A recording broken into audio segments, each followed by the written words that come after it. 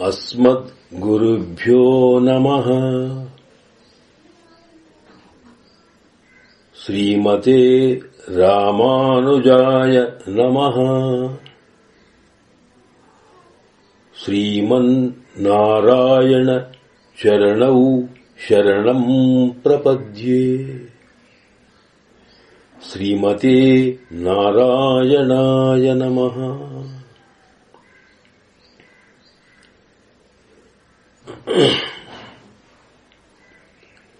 హరి ఓం. నీలాతుంగస్తనగిరితటీ సుప్తం నీలాతుంగస్తనగిరితటీ సుప్తం ఉద్బోధ్య కృష్ణం పారార్థ్యం స్వం శృతిశతశిరసిద్ధమధ్యాపయంతి స్వోచ్ఛిష్టాయాం స్రజి నిగడితం యా బలాత్కృత్య భుంక్తే గోదా తస్యై నమ ఇదమిదం భూయ ఏవస్తు భూయః. గోదా తస్యై నమ ఇదమిదం భూయ ఏవస్తు భూయః. ఆండాళ్ దివ్య తిరువడిகளே శరణం. உந்து மதகளித்தன் ஓடாத தோள்வலையின் ஓடாத தோள்வலையின் நந்தகோபாலன் மருமகளே நப்பின்னாய் கந்தங் கமழும் குழலி கடத்திருவாய் வந்து எங்கும் கோழழைத்தனஹான் மாதவி பந்தல் மேல் பலகால் குயிலினங்கள் குவினான் பந்தார் விரலி உன்மைத்துனன் பெருபாட செந்தாமரக் கையால் சீரார் வளையுளப்பா வந்து திரவாய் மகிழ்ந்தேல் ஒரெம்பாவாய்.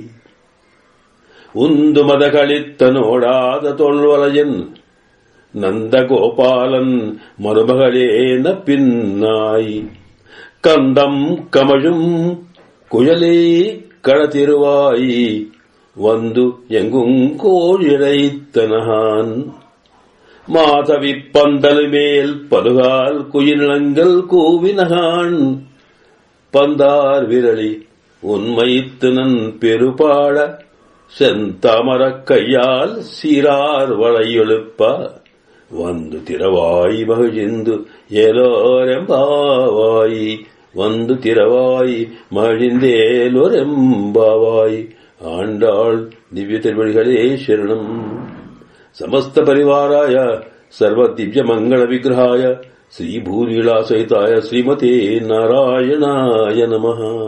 శ్రీమన్నారాయణ శరణౌ శరణం ప్రపద్యే. శ్రీమతే నారాయణాయ నమః. హరి ఓం.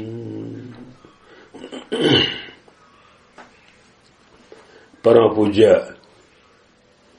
భాగవతోత్తములారా, ఈరోజు మనం తిరుప్పావైలోని 18వ పాశరం యొక్క విశేషాన్ని సేవించబోతున్నాం. మన ఆండాళ్ తల్లి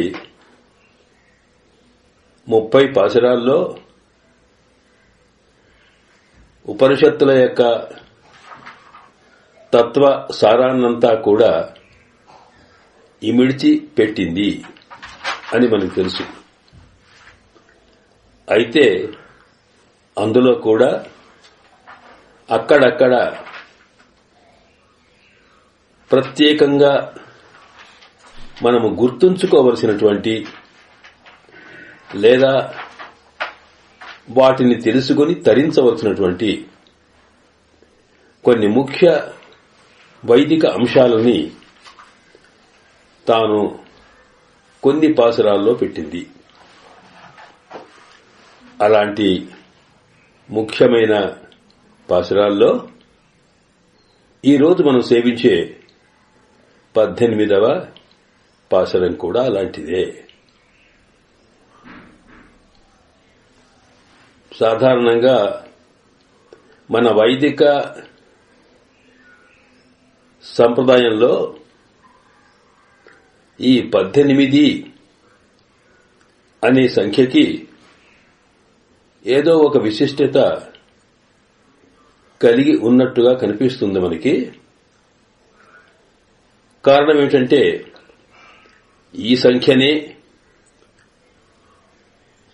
మన ఋషులు, ఆ తర్వాత వచ్చిన ఆచార్యులంతా కూడా బాగా దీన్ని పరిగణలోకి తీసుకున్నారు. వ్యాస భగవానుడు తాను రచించిన పురాణాలు 18.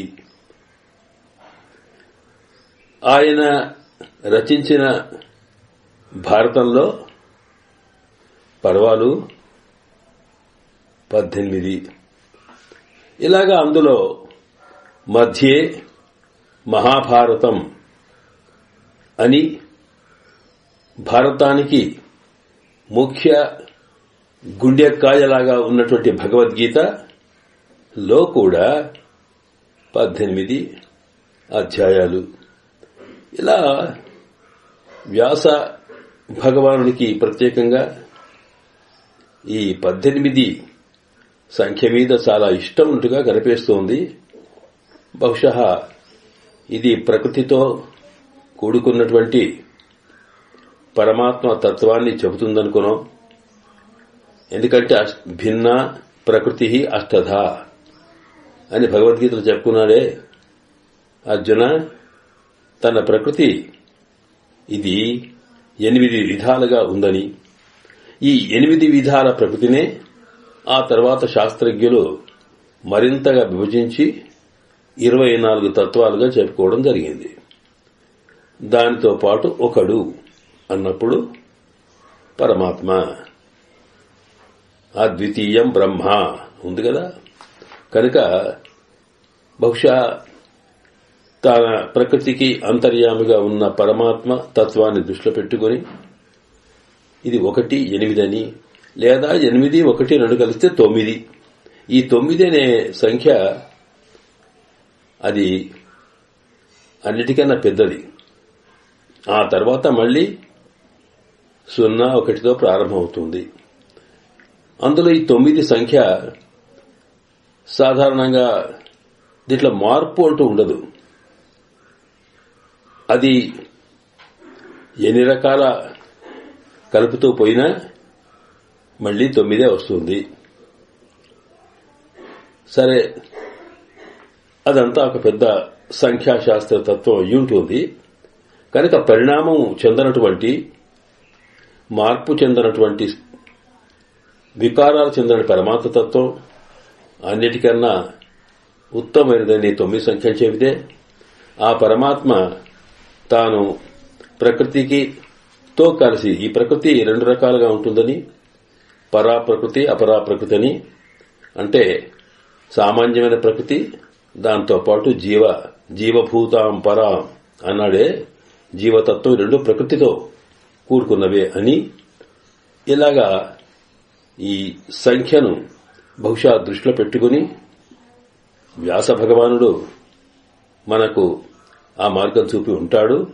ఎందుకంటే సకల వేదాంతానికి కూడా మనకు వ్యాస భగవానుడే ప్రధానం.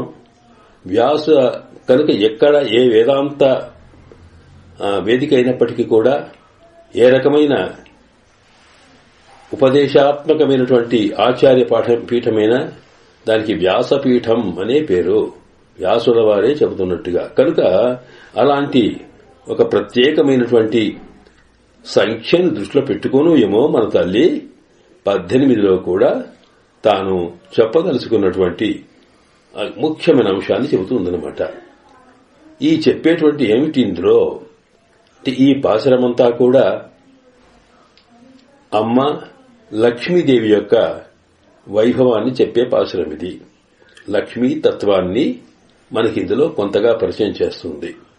అంటే పరమాత్మను మనము పొందాలనుకుంటే ఆ పరమాత్మను పొందించగలిగేటువంటి లక్ష్మీదేవి యొక్క ఆమెనే శ్రీదేవి అంటాం. ఆమె పురుషకారం చాలా అవసరం. ముందుగా ఆమెను ఆశ్రయించాలి. ఆమె ద్వారా పరమాత్మను మనం పొందొచ్చు అనేది వైదిక సిద్ధాంతం అన్నమాట. అందువల్లనే ఆగమ శాస్త్రంలో పరమాత్మ స్వయంగా చెబుతాడు, లక్ష్మీ పురుషకారత్వే. అసలు లక్ష్మీదేవి నన్ను పొందడానికి పురుషకార రూపిణిగా ఏర్పాటు చేయబడింది. పురుషకారత్వే నిర్దిష్ట పరమర్షిభి. నేను కాదు, ఋషులంతా కూడా. పరమాత్ముడు ఎట్లా ఋషులు అంటే భగవద్ దర్శనం చేసిన వాళ్ళు అన్నమాట.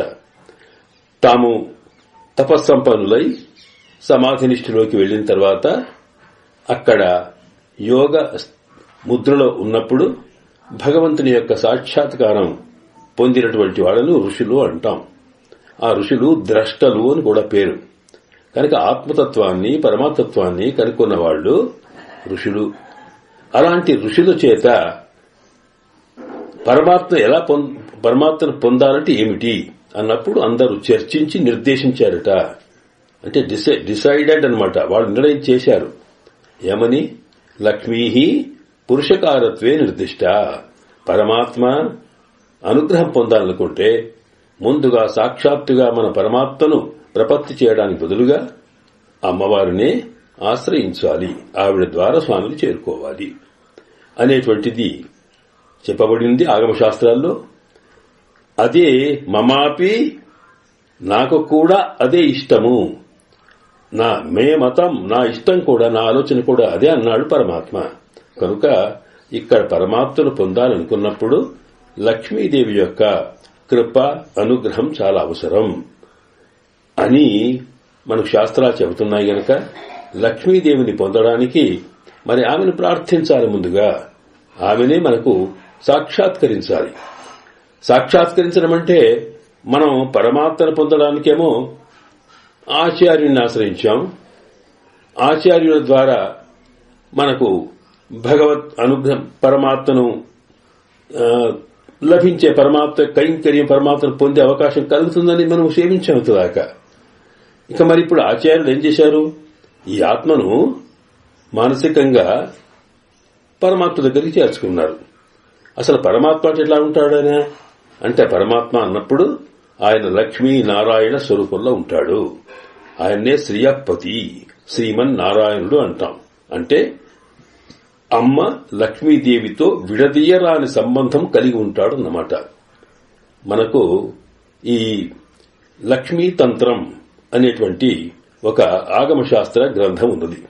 అది లక్ష్మీ స్వరూపాన్నంతా కూడా వివరిస్తుందన్నమాట. అందులో ప్రధానంగా లక్ష్మీదేవి స్వయంగా తానే ఇంద్రుడికి చెబుతుంది తన తత్వాన్ని. ఆ చెప్పేటప్పుడు అంటుంది, ఇదిగో నేను అంటే ఏమన్నమాట, నేను లక్ష్మీ నారాయణ స్వరూపమే పరతత్వమయ్యా, ఆయనను విడిచి నేనుండలేను, నన్ను విడిచి ఆయన ఉండలేడు అని. ఎలాగా అంటే అన్నప్పుడు హిమధీదితేహే, చంద్రుడికి వెన్నెలకు విడదీయరాని సంబంధం ఎట్లా ఉంటుందో అలాంటిదే మాది. చంద్రుని లాంటివాడు పరమాత్మ అయితే ఆయన యొక్క వెలుతురు వెన్నెల ఏత ఉందో అలాంటి దాన్ని నేను అని అక్కడ చెబుతుంది. అదే మాటని మనకి రామాయణంలో కూడా సీతమ్మ తన గురించి చెప్పేటప్పుడు, సీతమ్మ అంటే ఆవిడే ఆ లక్ష్మీదేవి తాను రామావతారంలో సీతమ్మగా అవతరించింది కనుక తన తత్వాన్ని చెప్పేటప్పుడు ఆవిడంటుంది, రాముడికి నాకున్న సంబంధం ఏమిటో తెలుసా నీకు అని. భాస్కరేణ ప్రభాయధా, సూర్యుని వెలుతురుకు ఉన్న సంబంధం ఎలాంటిదో అలాంటిదే మేము. అలాగే ఒక పుష్పానికి దాని వాసనకున్న సంబంధం ఎలాంటిదో అలాగే మా ఇద్దరికి అని రాముడు చెబుతాడన్నమాట. అలాగే సీతమ్మ చెబుతుంది. అలాగే లక్ష్మీదేవి చెప్పిన తత్వం కది. అంటే అర్థం ఏంటి? ఇక్కడ మనకి ఈ విడదీయరాని సంబంధం అన్నప్పుడు మళ్లీ సూర్యుడు వేరు, సూర్యుని వెలుతురు వేరు, చంద్రుడు వేరు, చంద్రుడి వెలుతురు వేరు. ఈ రెండు వేరు ఉన్నప్పటికీ కూడా అవి రెండు విడదీయరానటువంటి స్థితిలో కలిసి ఉంటాయన్నమాట. కనుక అయితే ఇప్పుడేమిటి, చంద్రుడిని చూడాలనుకున్నప్పుడు, చంద్రుడిని చూడాలనుకుంటే ఏం చేస్తాం మనం? చంద్రుడు ఉన్నాడు అనేది ఈ భూమి మీద ఉన్న మనకి ఎలా తెలుస్తుంది? వెన్నెలను బట్టి. సూర్యుడున్నాడు, సూర్యోదయం అయింది అనేది ఎలా తెలుస్తుంది? అంటే చీకటిని పోగొట్టే వెలుతురును బట్టే. కనుక వెలుతురు అది సూర్యుడి దగ్గరికి సూర్యుడిని చూపిస్తుంది. కనుక సూర్య దర్శనం కావాలనుకుంటే మొదలు వెలుతురును చూచి వెలుతురు ద్వారా ఇది ఎక్కడికి వస్తుంది అబ్బా ఈ వెలుతురు అని అనుకుంటే, ఓహో దీనికి మూలం సూర్యుడా అనిపించే అని ఆ వెలుతురు ద్వారా సూర్యుడిని చూస్తాం, వెన్నెల ద్వారా చంద్రుడిని చూస్తాం. అలాగే ఇక్కడ ఈ వెలుతురు ఎలాంటిదో అలాగే అమ్మ కూడా లక్ష్మీదేవి స్వామిని అంటుకొనుండి తాను సర్వవ్యాపకమై ఉంటుంది. పరమాత్మతో పాటు వ్యాపించిన ముందు మనకు తెలిసేది లోకంలో లక్ష్మీ స్వరూపమే కదా. ప్రకృతి అంతా కూడా లక్ష్మీతత్వమే. కనుక మహాలక్ష్మి అంటారు దీనంత వ్యాపించిన దాన్ని. దీన్ని బట్టి ఇది ఎవరు, ఎక్కడిది, ఇదే సృష్టి ఎట్లా వచ్చింది అని గుర్తించేటప్పుడు దీనితో పాటు దీనికి ఒక మహత్తరమైనటువంటి ఒక పరమశక్తి సంపన్నమైన పరమ చైతన్యం ఉంది అనేది మన సృష్టిని దృష్టిలో పెట్టుకుని తద్వారా దాన్ని పరిశీలించినప్పుడు పరమాత్మతత్వం తెలుస్తుంది. కనుక ఇక్కడ అమ్మతత్వం పరమాత్మతత్వం తెలియాలంటే తప్పనిసరిగా లక్ష్మీతత్వం తెలియాలి అన్నమాట. ఇదే మనకు శాస్త్రం చెబుతున్నమాట. కనుక ఇక్కడ లక్ష్మి అంటే శక్తి, నారాయణుడు అంటే వ్యక్తి. ఒక వ్యక్తి అన్నప్పుడు ఆ వ్యక్తికి శక్తే లేకపోతే వ్యక్తికి గుర్తింపు లేదు. అలాగే శక్తి ఎప్పుడూ ఒక ఆధారం లేని ఉండదు. కనుక ఈ శక్తి వ్యక్తులు కలయికనే మనకు సామాన్యమైనటువంటి ప్రతి వస్తువు కనిపిస్తుంది. ప్రతి వస్తువులో దానికి ఒక శక్తి ఉంటుంది. ఆ శక్తి సాధారణంగా కనిపించదు, దాంట్లో లీనమై ఉంటుంది. అవసరమైనప్పుడే అది బయటపడుతుందన్నమాట. అలాగే ఇక్కడ కూడా వ్యక్తి శక్తుల యొక్క కలయికం లాగానే లక్ష్మీ నారాయణుల యొక్క స్వరూపం అన్నమాట. కనుక ఇక్కడ పరమాత్మను కనుక్కోవాలన్నప్పుడు ఒక వ్యక్తి యొక్క తత్వం తెలియాలంటే ఆయన శక్తి ద్వారానే అర్థమవుతుంది మనకి. కనుక అలాంటిది అందువల్ల ఇక్కడ లక్ష్మీతత్వం ద్వారానే పరమాత్మను పొందాలి అనేది ఇక్కడ ఒక ప్రత్యేకమైన సిద్ధాంతం, వైదికమైన సిద్ధాంతం అన్నమాట. ఈ లక్ష్మీదేవిని పురుషకారం అని కూడా అంటారు. పురుషకారం చేసేది అని అర్థం. మనం సామాన్యంగా మాటల్లో చెప్పేటప్పుడేమో పురుషకారం అంటే రికమెండేషన్ అనేది సాధారణంగా వచ్చే మాట. కానీ అది అంత అర్థాన్ని ఆ శబ్దం ఇవ్వదు మనకు. కానీ ఇక్కడ పురుషకారం అంటే పరమాత్మ దగ్గరికి వెళ్లడం కోసం, పరమాత్మ అనుగ్రహం ఈ జీవుల మీద కలగడం కోసం జీవుడి వైపు నుంచి పరమాత్మను ఒప్పించి చెప్పించి ఈయన మీద అనుగ్రహంగా కలిగేట్టుగా చేసేటువంటి తత్వమునకు పురుషకారం అంటాం. ఆమెనే ఘటకురాలు అంటాం. అంటే దూరమైన ఈ జీవుణ్ణి, తర్వాత వీడికి యజమాని అయిన పరమాత్మను, ఇద్దరిని కూడా తన యొక్క శక్తి ద్వారా కలిపేటువంటి సమర్థురాలు కనుక ఆవిడికి ఘటకురాలు అని కూడా అంటాం. కనుక ఇక్కడ లక్ష్మీ పురుషకారత్వే నిర్దిష్ట. అంటే లక్ష్మీదేవి ఈ జీవుణ్ణి పరమాత్మ అనుగ్రహించడం కోసం తాను పురుషకారంగా ఉంటుంది. పురుషకారం అంటే ఇందులో పురుష కారం అనే మాటలు ఉన్నాయి. పురు అంటే అధికంగా, అనేకంగా, ఎంత అంటే అంత అని అర్థమాట. సు అంటే ఇచ్చేది, పురుష అంటే ఏదైనా ఇచ్చేటువంటి తత్వం అన్నమాట. పుచ్చుకొని తత్వం కాకుండా ఇచ్చే తత్వానికే పురుష అని పేరన్నమాట. అది ఆగకుండా సంపూర్ణంగా ఇచ్చేట్టుగా కారం చేసేది. అంటే పరమాత్మను మనము మన ప్రార్థనను అంగీకరించి మనకు ఏది కావాలంటే అది సంపూర్ణంగా ఆయన అనుగ్రహంతో మనకు ఇచ్చేట్టుగా ఆ అమ్మ మన వైపు నుంచి స్వామిని పురికొల్పుతుంది. కనుక ఆమెకి పురుషకారం అంటే పరమాత్మతో ఏదంటే అది ఇప్పించగలిగేది అని అర్థం. దీనికి అనేక అర్థాలు ఉన్నాయి. పురుష అంటే పురుష పూర్ణ అని ఒక అర్థం ఉంది. పురుషుడు అంటే సకలమైనటువంటి పూర్ణమైన అంటే పూర్తిగా నిండుతనం కలవాడు అన్నమాట. అన్నీ ఉన్నవాడు అని అర్థం పురుష అంటే. మరి ఆయనని పురుషుడు పూర్ణము అన్ని ఉన్నవాడిగా చేస్తుంది అన్నారు. అన్ని ఉండడం అంటే ఏమిటి? పరమాత్మకు ఉండేది ఏమిటి? పరమాత్మకు ఉండే కళ్యాణ గుణములు. ఆ గుణములన్నీ కూడా అవి ఏమవుతాయి? గుణములు మనసులో ఉంటాయండి. ఆ గుణం ఎప్పుడు బయటపడుతుంది అంటే ఏదో ఒక కార్యం చేయాల్సి వచ్చినప్పుడు అప్పుడు ఆ గుణం బయటపడుతోంది. ఎవడో పాపం సామాన్యమైనటువంటి వ్యక్తి బలహీనుడు వచ్చాడు, ఆయనకు నడిచే శక్తి లేదు. ఆయన మెల్లగా పట్టి లేపి తీసుకెళ్లేటప్పుడు తీసుకువెళ్లేవాడి లోపల ఉన్నటువంటి ఒక ప్రేమ దయాగుణం బయటపడుతుందన్నమాట. అలాగే ఎవరికో ఒకటి దానం చేశామనుకోండి, దానం చేసినప్పుడు ఏంటంటే లేనివాడికి ఇచ్చినప్పుడు ఆయనలో ఉండే దాన గుణం బయటపడుతుంది అన్నమాట. అట్లాగే పోరాటం చేశారనుకోండి, యుద్ధంలో గెలిస్తే అతనికి ఉండే పరాక్రమం అనే గుణం బయటపట్టింది అన్నమాట. కనుక గుణములనేవి అవి వ్యక్తి లోపల ఉన్నా అవి బయటపడడం కోసము లేక అవి ప్రకటింపబడడం కోసము అవి అకేషన్స్ అంటే సంఘటనలు లేక కార్యక్రమాలు అవసరం అన్నమాట. కనుక అవి లేకపోతే ఈయనలో ఉన్నాయా లేదా అనేది ఎట్లా తెలుస్తుంది? కనుక ఈవిడేం చేస్తుందా అంటే సామాన్యంగా మనందరినీ మనం స్వామి అని ప్రార్థిస్తే ఆయనకు ప్రపత్తి చేస్తే ఆయన స్వతంత్రుడు కనుక మనం చేసినటువంటి పాపాలను దృష్టిలో పెట్టుకుంటే మనం క్షమించే స్వభావమే ఉండదు. ఎందుకంటే మనం ఎన్ని జన్మాల్లో ఎన్ని రకాల పనికిరాని పనులు చేస్తాము, తెలిసి చేస్తాము, తెలియక చేస్తాం. కనుక మనం వాస్తవానికి శాస్త్రం ఏం చెబుతుంది? మనం చేసిన పాపాలు ఏవైతే ఉన్నాయో, పనికిరాని ఉన్నాయో వాటిని మనం తీరాలి. అనుభవించడం కోసమే శరీరం ఇస్తాడు పరమాత్మ. కనుక అవశ్యం అనుభోక్తవ్యం కృతం కర్మ శుభ అశుభం. మనము చేసిన కర్మ అది శుభమా అది అశుభమా? అశుభమైతే పనికిరానిదైతే కష్టాల్లో అనుభవించాలి, మంచిదైతే సుఖాలు అనుభవించాలి. ఏదైనా అనుభవిస్తూ ఉంటే పోవలసినటువంటి మనం చేసిన కార్యం యొక్క ఫలితాలు అలాంటి వాటిని మనం అనుభవించకుండానే మనను వాటి నుంచి విముక్తి చేయగలిగేటువంటి కృప అది పరమాత్మకు ఉంటుంది.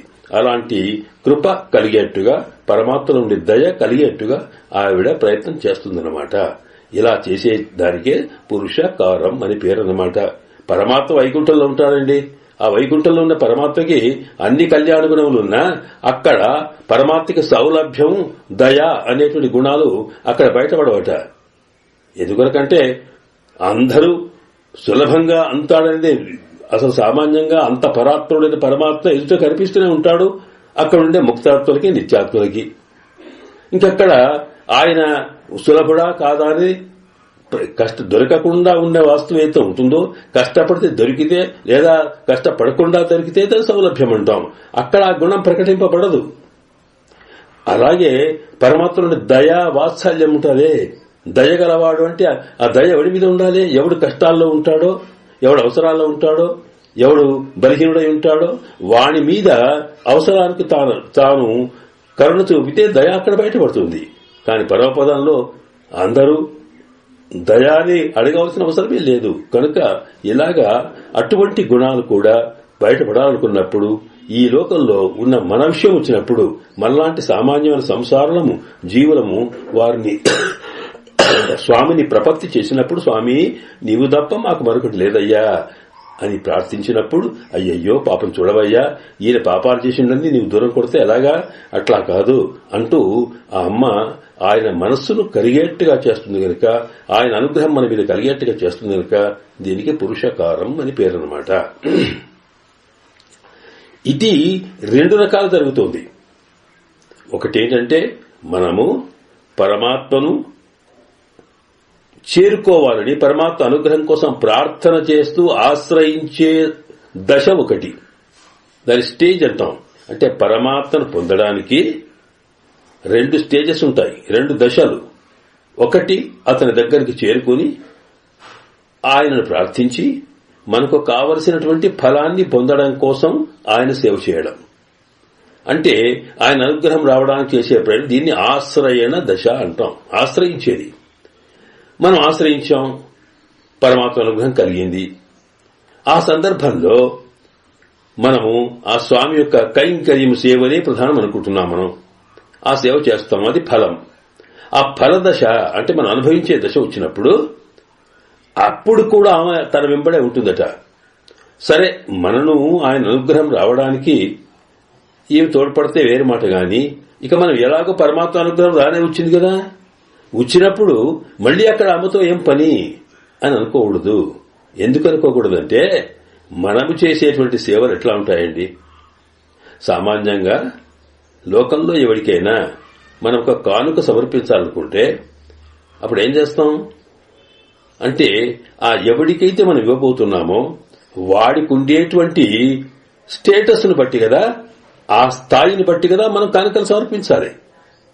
కాకపోతే అది ఆయన అంగీకరించకపోవచ్చు కదా. కోటీశ్వరుడి దగ్గరికి ఏదో చిన్న పనికిరాని వస్తువు తీసుకుపోతే కుదరదే. అలాగే మన స్థాయిని బట్టి కూడా ఇస్తాం మనం.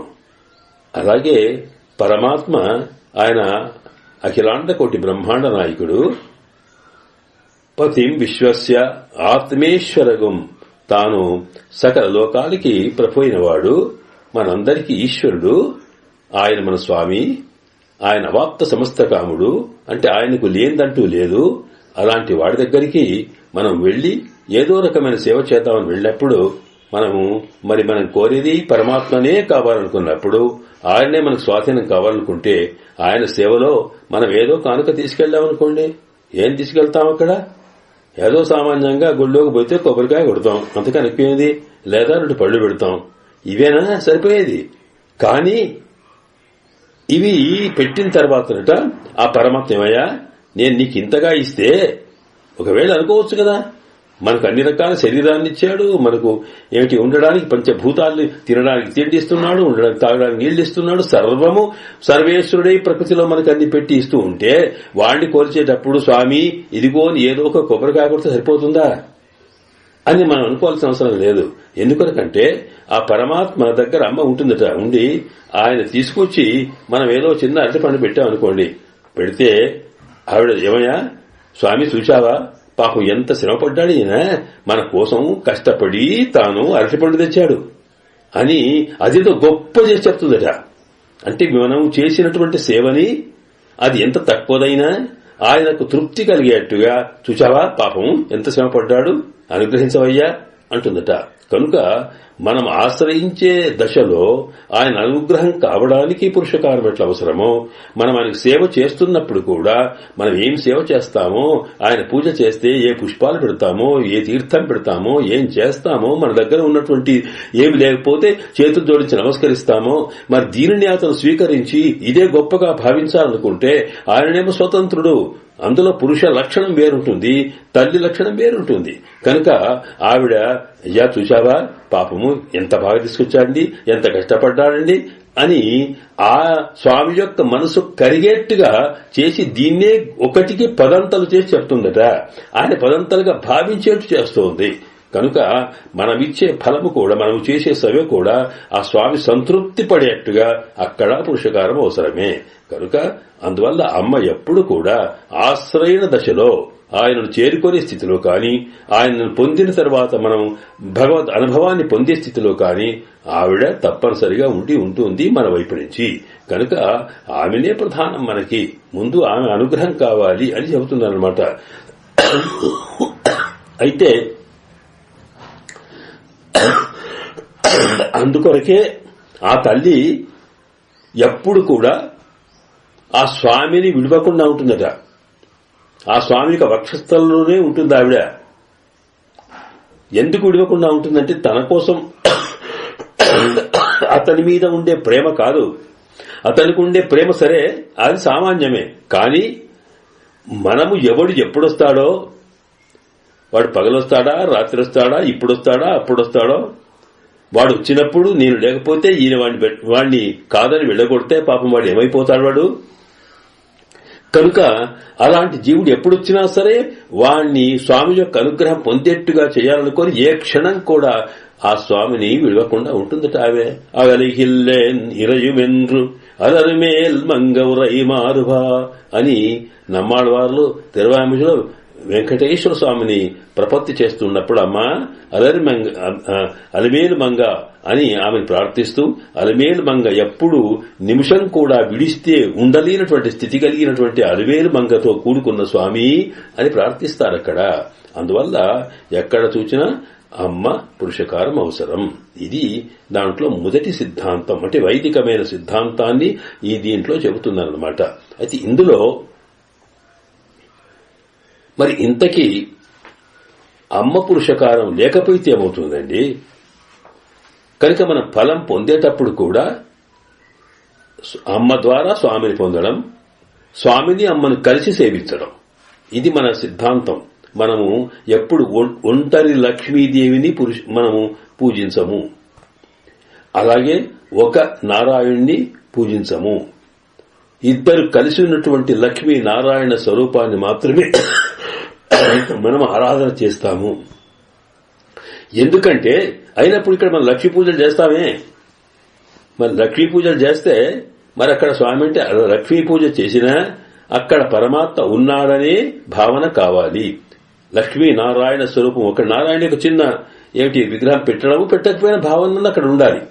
కనుక ఇక్కడ లక్ష్మీ పూజ చేసిన అమ్మ స్వామి యొక్క ధర్మపత్నిగా, ఆ స్వామి యొక్క అత్యంతమైనటువంటి విడదీయరానటువంటి తల్లిగా మనం భావిస్తూ స్వామిని కలుపుకొని భావించి అక్కడ ఆరాధన చేయాలి. అలాగే పరమాత్మ విషయం వచ్చినప్పుడు కూడా పరమాత్మ ఒకటి కాకుండా శక్తితో అమ్మతో వేంచేసి ఉన్న స్వామిని చెప్పాలి. అలా చేయకపోతే ఏమవుతుంది అనే దానికి మనకు రామాయణ ఉదాహరణ ఇచ్చింది. శూర్పణఖ రాముణ్ణి సౌందర్యానికి, రాముని అందాన్ని చూసి ముగ్ధురాలైపోయింది. అందుకొరకు రాముడిని పొందాలి అని ప్రయత్నం చేసింది. తప్పేముంది దానికి? రాక్షస స్త్రీ కనుక, రాక్షస ప్రకృతి కామముతో సంబంధించింది కనుక, రాముడు యొక్క అందాన్ని తాను చూచింది కనుక అలాంటి అందమైనటువంటి స్వామితో తాను చేరుకోవాలి అనేటువంటి భావన దానికి సహజంగా కలిగింది. తప్పు దాంతో లేదు, దాని ప్రకృతిది. అయితే రాముడు వాడి ధర్మాన్ని బట్టి తాను ఏకపత్ని వృత్తుడు కనుక ఆయన తత్వాన్ని ఆయన ఉంచుకున్నాడు. కానీ రాముడు దాన్ని అంగీకరించలేదే. అక్కడ ఒక చమత్కారం జరుగుతుంది. అసలు రామాయణంలో మనకి హాస్యాన్ని కొలిపే ఘట్టాలు చాలా తక్కువ. ఎందుకంటే రాముడు గంభీర స్వభావం కలవాడు కనుక, ఆయన క్షత్రియ జాతికి సంబంధించిన వాడు కనుక, అందులో ప్రధానంగా చాలా గంభీరంగా ఉండేవాడు కనుక రాముడు ఎక్కువ మాట్లాడేవాడు కాదు. మాట్లాడితే కూడా మితభాషి స్మిత పూర్వభాషి అని చెప్తారు. రాముడు తక్కువ మాట్లాడతాడు, మాట్లాడే ముందు చిన్నగా చిరునవ్వు నవ్వుతాడట. కనుక అలాంటి రాముడు కూడా శూర్పణఖ దగ్గర సంఘటన వచ్చినప్పుడు లక్ష్మణుడితో పాటు హాస్యం చేస్తాడు. మనకు తెలుసు. శూర్పణఖ ఇటు ఉమ్మన్నాడు, ఇలా జరుగుతుంది.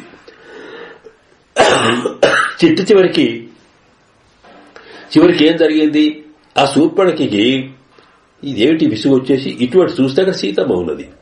ఓహోహో, ఈ సీత కారణంగానే ఈయన రాముడు నన్ను స్వీకరించడం లేదు కనుక ఈ సీతమ్మనే మనం మింగేస్తే, ఆమెను లేకుండా చేస్తే నేను రాముడిని పొందొచ్చు అనుకుని సీతమ్మ మీద పడపోయింది ఆవిడ.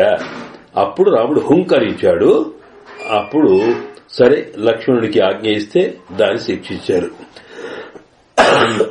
అంటే అర్థమేంటి? సీతమ్మను కాదని, సీతమ్మను దూరం చేసి రాముణ్ణి పొందాలి అనే ప్రయత్నం చేసిన శూర్పణఖకి రాముడు దొరకలే. అలాగే అదే రామాయణంలో రావణాసురుడు రాముణ్ణి కాదని రాముణ్ణి నిందిస్తూ సీతమ్మను పొందే ప్రయత్నం చేశాడు. దానివల్ల వాడికి అనుకున్నది కాకపోగా ప్రాణమే పోయింది. కనుక రావణన్ముడిందాన్ అంటారు మన పెద్దలు.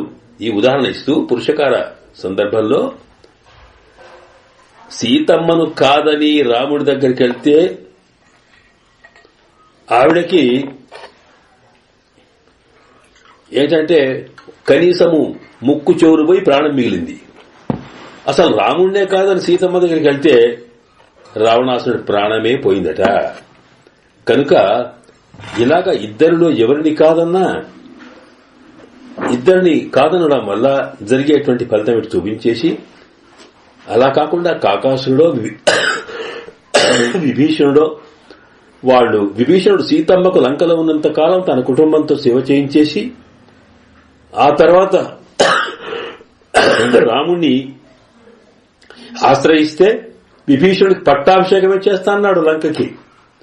అందువల్ల సీతారాములిద్దరిని కూడా మనము అమ్మవారి పురుషకారంతో పొందినప్పుడు మాత్రమే విభీషణుడికి ఎట్లాగా ఫలితం కలిగిందో అలాగే పరమాత్మను పొందాలనుకున్నప్పుడు లక్ష్మీదేవితో పాటు పురుషకారం పొంది సేవించేటప్పుడు ఇద్దరిని కలిపి సేవించాలి. ఇది మనకున్న సిద్ధాంతం. ఇది వైదిక సిద్ధాంతం.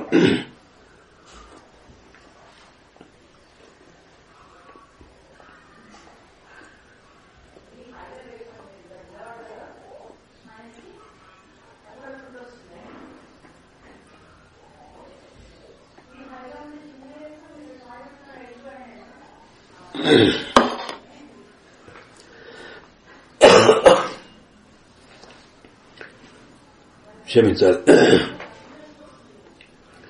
కనుక ఇక్కడ అమ్మ పురుషకారం అవసరం. మరి అమ్మ పురుషకారం కావాలంటే అమ్మను స్వామి దగ్గరికి వెళ్ళడానికి లక్ష్మీ నారాయణులను చేరుకోవడానికి కోసం ఆచార్యుల యొక్క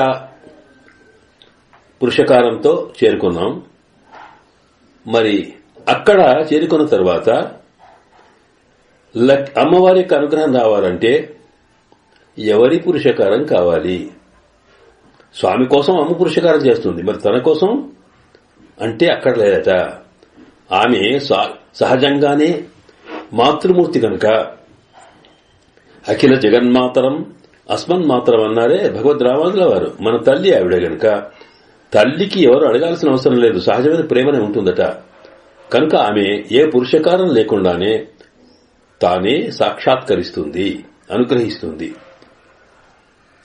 ఆంజనేయ స్వామి తాను లంకలోకి వెళ్లిన తర్వాత సీతమ్మ అక్కడ ఉందని తెలిసి ఆమెను వెతుకుతూ ఉంటే ఎక్కడ కనిపించలేదు. ఎన్నో ప్రయత్నాలు చేశాడు. రావణాసురుడి భవనానికి వెళ్ళాడు. ఎంత జరిగింది. జరిగిన తర్వాత చివరికి తోచకపోయినప్పుడు ఏం చేస్తాడిగా, రెండు చేతులు జోడించి ఒక్కసారి తలంచుకున్నాడట. అక్కడ నమోస్తు రామాయ సలక్ష్మణాయ అని దేవ్యై చ తస్యై జనకాత్మజాయ అని ప్రార్థన చేశాడమ్మా.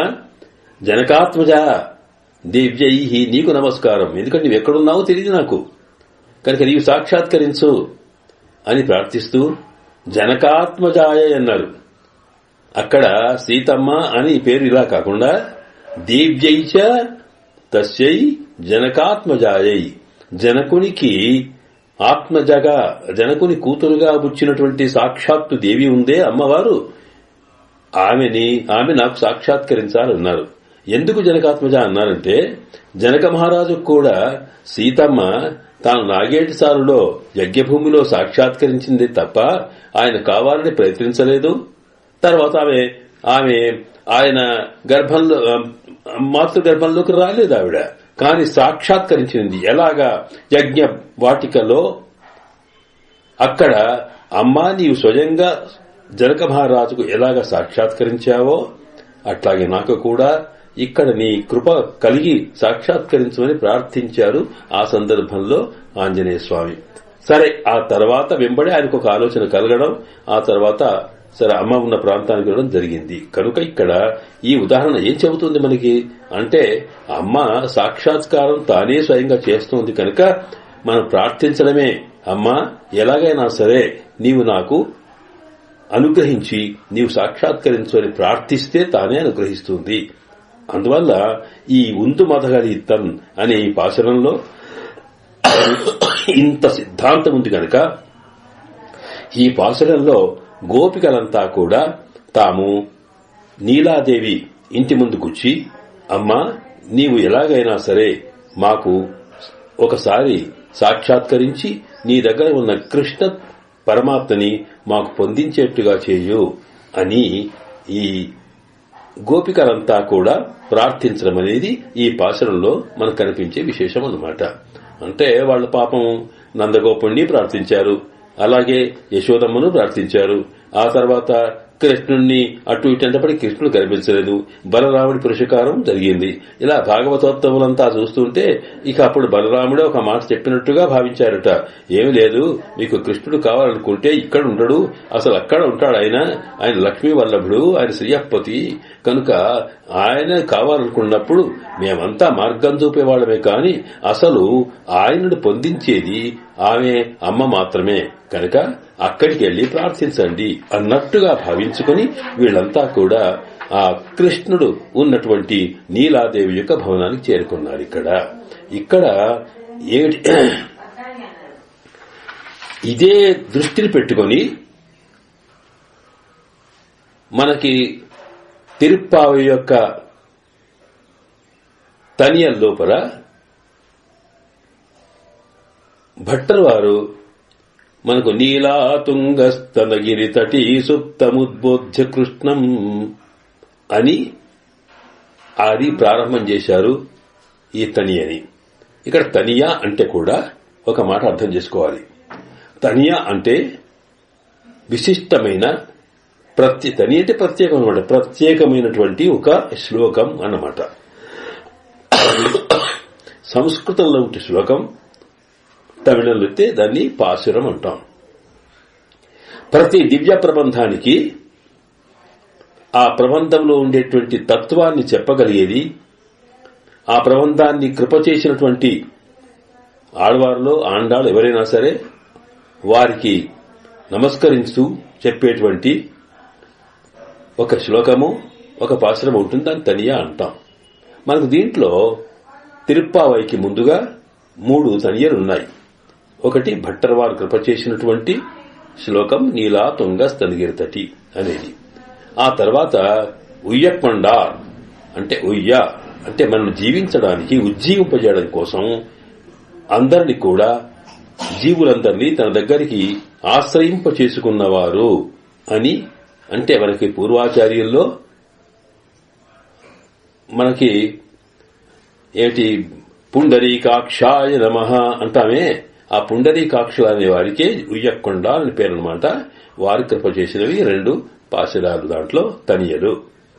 వాటిలో మొదటి దీంట్లో భట్టర్ వారు ఇదిగో ఈ తిరుప్పావైలో ఉండేటువంటి ముఖ్య సారాంశంని చూపిస్తూ ఆ తత్వాన్ని తాను ఎట్లా పొందిందో చెప్తూ మొత్తం తిరుప్పావ యొక్క తత్వమంతా వచ్చేట్టుగా దాంట్లో చూపించారు. కనుక ఇక్కడ నీలాతుంగ స్తనగిరితటి కృష్ణ భగవానుడు నీలాదేవి ఇంటిలో చేరుకోవడం, అక్కడి నుంచే ప్రార్థించి ఆయన యొక్క కృప పొందడం అనే దాన్ని ప్రారంభం చేసుకున్నారు.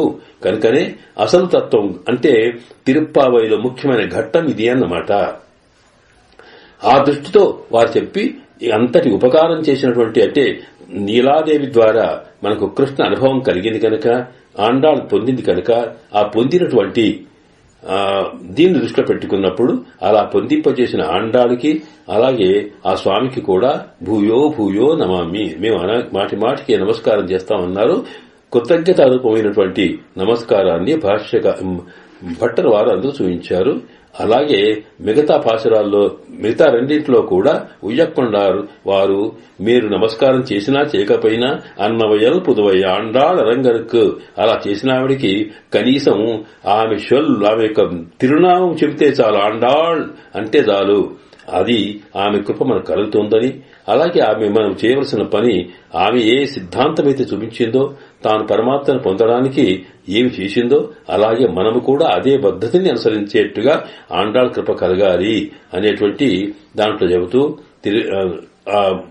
మూడవ తనియలో చెబుతారు. కనుక ఈ తనియ అన్నప్పుడు విశేషం. అలాంటి స్థితినే ఇక్కడ మనకి మొట్టమొదట చూపించిన నీలాతుంగస్తనగిరితటి అనే దాంట్లో చెప్పిన అంశమే ఇక్కడ మనం సేవిస్తున్నాం అన్నమాట ఈ పాశనంలో. ఇక్కడ మరొక సందేహం వస్తుంది. ఇంతసేపు అంతా కూడా లక్ష్మీ నారాయణుడు ఇవన్నీ చెబుతూ వచ్చాం. కానీ ఇక్కడ కృష్ణుడు నప్పిన్న అన్నాం. ఈ నప్పిన్న పిరాటి ఈమెనే సంస్కృతంలో నీలాదేవి అన్నారు. ఈ నప్పిన్న పిరాటి ఎవరు, ఎక్కడుంది అంటే కృష్ణ తత్వాన్ని చెప్పగలిగేటువంటి భాగవతంలో కానీ లేదా విష్ణుపురాణంలో కానీ లేదా హరివంశంలో కానీ ఎక్కడ కృష్ణ తత్వం కనిపించినా మనకు ఈ నప్పిన్న అనేటువంటి పేరు కనిపించదు. మరి ఈమెవరు, ఎలా వచ్చింది అనేటువంటి దీంట్లో మనకు నప్పిన్న అంటే ఎవరో కాదు, మంచి తల్లి అన్నప్పుడు ఎవరై ఉంటారు వీళ్ళు అంటే నీలాదేవే అయి ఉంటుంది అని మన పెద్దలు నిర్ణయించారు. ఎందుకొరకంటే భట్టర్వారు నీలాతుంగస్తనగిరితటి చెప్పారే. ఈ కృష్ణుడు నప్పిన్న పిరాటి యొక్క నప్పిన్న అమ్మవారి ఇంట్లో చేరి ఆమెకు స్వాధీనమై ఉన్నాడనే ఈ పాశలను చూసినప్పుడు ఇక్కడ నప్పిన్నమ్మ అంటే ఆ స్వామి నీలాదేవి అన్నారు. కనుక ఈ ఆవిడనే నీలాదేవి ఉంటుంది అన్నప్పుడు ఈ నీలాదేవి సాధారణంగా పరమాత్మకు ఉండేటువంటి వైకుంఠనాథుని దగ్గర ముగ్గురు దేవేరులు ఉన్నారు. ఒకరు శ్రీదేవి, రెండవవారు భూదేవి, మూడవవారు నీలాదేవి అని. ఈ శ్రీదేవి, భూదేవి, నీలాదేవులు వైకుంఠంలో ఉన్నప్పుడు ముగ్గురు ఉంటారట. ఈ ముగ్గురు ఉన్నప్పటికీ శ్రీదేవే ప్రధానము. ఆమెకు పరతంత్రమై ఆమె యొక్క మారు రూపాలే భూ నీలాలట. కనుకనే భూ లక్ష్మి అంటాం, అంటే లక్ష్మి యొక్క మరొక స్వరూపం అన్నమాట. అలాగే నీలాదేవి కూడా లక్ష్మి స్వరూపమే. కనుక ఎక్కడ నీలా అన్నా లక్ష్మియే, భూదేవి అన్నా లక్ష్మియే, శ్రీదేవి అన్నా లక్ష్మియే. కనుక ఆ లక్ష్మియే స్వామి వెంబడి అవతరిస్తున్నది అని అర్థం అన్నమాట. ఇక్కడ అందువల్ల ఇక్కడేంటి, ఆ ముగ్గురున్నప్పుడు నీలాదేవి స్వామి ఎప్పుడైతే ఈ పాలసముద్రంలోకి వ్యూహ స్వరూపంలోకి వచ్చి వ్యూహవాసుదేవుడిగా వచ్చి తాను యోగముద్రలో ఉండి లోక సృష్టి స్థితి లయముల గురించి ఆలోచిస్తూ పాలసముద్రంలో ఆదిశేషులపై పవరించి ఉంటారో ఆ సందర్భంలో ఆ స్వామికి సేవ చేసేవాళ్ళు ఇద్దరే ఉంటారు. అక్కడ శ్రీదేవి, భూదేవి ఇద్దరే, నీలాదేవి అక్కడ ఉండదు. అలాగా ఆ స్వామి అవతారాలు ఎత్తినప్పుడు ఒక్కొక్క అవతారం ఇచ్చినప్పుడు అవతారం వెంబడే లక్ష్మీదేవి తాను ఒక్కొక్క స్వరూపంలో వచ్చింది. అలాగా ఒక దాంట్లో తాను రాముడైతే తాను సీతమ్మగా వచ్చింది. అట్లాగే ఏ అవతారం ఎత్తినా సరే మత్స్యావతారం ఎత్తితేనట ఆమె పడవ రూపంలో వచ్చిందట, పురాణాలు చెప్తాయి. అలాగే మనకు వరాహవతారంలో భూదేవి స్వరూపంలో వస్తూ ఉంది. ఇలాగే ఎక్కడున్నా సరే ఆయన స్వామి తాను ధర్మ సంస్థాపన కోసము ఈ లోకంలో అవతరించినప్పుడు ఆయన వెంబడి ఆమె కూడా అవతరిస్తుంది. ఆయన ఏ రూపంలో ఉంటే దానికి తగినటువంటి రూపాన్ని ఆమె మారుస్తుంది. కానీ కృష్ణ తత్వంలోకి వచ్చేటప్పటికీ, కృష్ణ అవతారం వచ్చేటప్పటికట ఆ కృష్ణుడు తాను ఎందుకు అవతరించాడో చెప్పుకున్నాడే. ధర్మ సంస్థాపన అన్నారు కదా, అక్కడ పరిత్రాణాయ సాధూనాం వినాశాయ దుష్కృతాం ధర్మ సంస్థాపనార్థాయ సంభవామి అన్నారే. ఆ శ్లోకం చాలా గొప్ప అర్థం కలిగిన శ్లోకం అనుకోండి. ఇక్కడ ప్రధానంగా తాను ఏ దుష్ట శిక్షణనో శిష్ట రక్షణనో చేసులే కాకుండా ధర్మ సంస్థాపన చేయడం కోసం, ధర్మం అంటే పరమాత్మ అని అర్థం. ధర్మం కృష్ణం ధర్మం సనాతనం రామో విగ్రహవాన్ ధర్మ. ధర్మము అంటే పరమాత్మ అని అర్థం. ధర్మ సంస్థాపన అంటే పరమాత్మ తత్వాన్ని లోకంలో నాస్తికవాదాన్ని తొలగించి పరమాత్మ స్వరూపాలు చెప్పడం కోసం చేసిన అవతారమే ధర్మ సంస్థాపన అంటాం. కనుక ఇక్కడ సాధారణంగా తాను చేయాల్సినటువంటి దుష్ట శిక్షణ కోసం ఎప్పటికైతే కృష్ణ భగవానుడు అవతరించే నాటికి ఆసుర ప్రకృతులు, రకరకాల రాక్షస ప్రకృతులు ఈ లోకంలో చాలా వ్యాపించి ఉన్నాయి. కనుక ఇన్ని రకాలుగా తాను చేయాలనుకున్నప్పుడు ఏ ఒక్క తల్లే కాకుండా అందరూ కూడా అమ్మవారి యొక్క స్వరూపాలను కూడా అష్టమహిషులుగా తాను ఈ లోకంలో అవతరించారట స్వామి యొక్క కార్యక్రమాన్ని పూర్తి చేయడం కోసం. అలాగా రుక్మిణీదేవి, సత్యభామ, ఇలాగా మిగతా వాళ్ళంతా కూడా అష్టమహిషులంటామే. ఒక్కొక్క సందర్భంలో ఒక్కొక్క ఆ అమ్మ యొక్క మనకు ప్రాధాన్యత కనిపిస్తుంది. అలాగే నీలాదేవి తాను ఈ కృష్ణుడు ఈ రేపల్లెలో కూర్చి అవతరించిన తర్వాత అక్కడే తాను కూడా నీలాదేవి స్వయంగా తాను అక్కడ అవతరించిందట. ఆ నీలాదేవియే నప్పిన్న అంటే ఆవిడని తమిళంలో నల్పిన్న అన్నారు. కనుక తమిళ దివ్య ప్రబంధాలని కూడా నీలాదేవికి నప్పిన్న అని పేరు పెట్టారు. కనుక మనకు నప్పిన్న అనేటువంటిది వేరే గ్రంథాల్లో కనిపించదు. దివ్య ప్రబంధాలు ఆళ్వార్లు అనుసంధించినటువంటి గానం చేసిన వాటిలోనే కనిపిస్తుంది. ఆవిడ నప్పిన్న అంటే. అయితే ఒకటి ఇక్కడ కృష్ణుడు అనగానే మనకు రాధాతత్వం కూడా గుర్తుకొస్తుంది. రాధా కృష్ణ అనేది పేరుందే. అసలు ఈ రాధ ఎవరు అనేటప్పటికీ ఈ రాధ గురించి కూడా మనకు భాగవతంలోనూ విష్ణు పురాణంలో కనిపించదు. కానీ ఇక్కడ రాధ యొక్క ప్రత్యేకత కూడా మనకు వివిధ గ్రంథాల్లో కనిపిస్తుంది, ప్రచురణలో ఉంది అన్నమాట. కనుక ఇక్కడ రాధ ఎవరై ఉంటారు అన్నప్పుడు ఇక్కడ అమ్మనే ఒకసారి అమ్మనే రాధగా భావించి కృష్ణుడికి రాధకు తేడా లేదని చెప్పేటువంటి సిద్ధాంతాల్లో ఆమెనే రాధాదేవి. అలాగే మనకి సామాన్యమైన స్థితిలో నీలాదేవి. అందువల్లే మనకి శ్రీ సూక్తం, భూసూక్తం, నీలా సూక్తం అంటావే ఆ 3 సూక్తాలు అక్కడ కనిపిస్తాయి. ఆ నీలాదేవి తమిళ ప్రాంతంలోకి దివ్య ప్రబంధాలకు వచ్చినప్పటికీ నప్పిన పిరాటి అన్నారన్నమాట. కనుక ఇక్కడ రాధ అంటే ఏమిటి? ఆరాధన చేసేది అని, పరమాత్మకే అంకితమై తానే పరమాత్మనే సర్వంగా భావించి ఆయన కోసమే ఆరాధన రూపంలో జీవించేటువంటి ఆత్మతత్వానికి రాధ అని పేరు.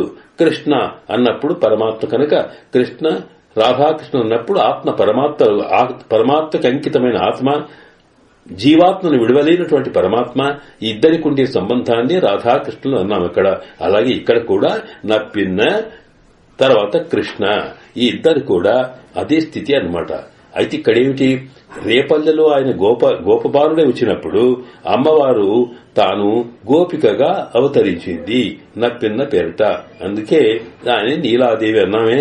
ఇక్కడ యశోదమ్మ ఇంటిలో కృష్ణుడు అవతరిస్తే యశోదమ్మ యొక్క తమ్ముడుగా ఉండేవాడు కుంభుడు అనేవాడట. ఆయన తోబుట్టువు, ఆయన కూతురుగా ఆవిడ అవతరించింది. ఇక్కడ చాలా చమత్కారమైన కథ చెబుతారు మన ఆళ్వార్లు.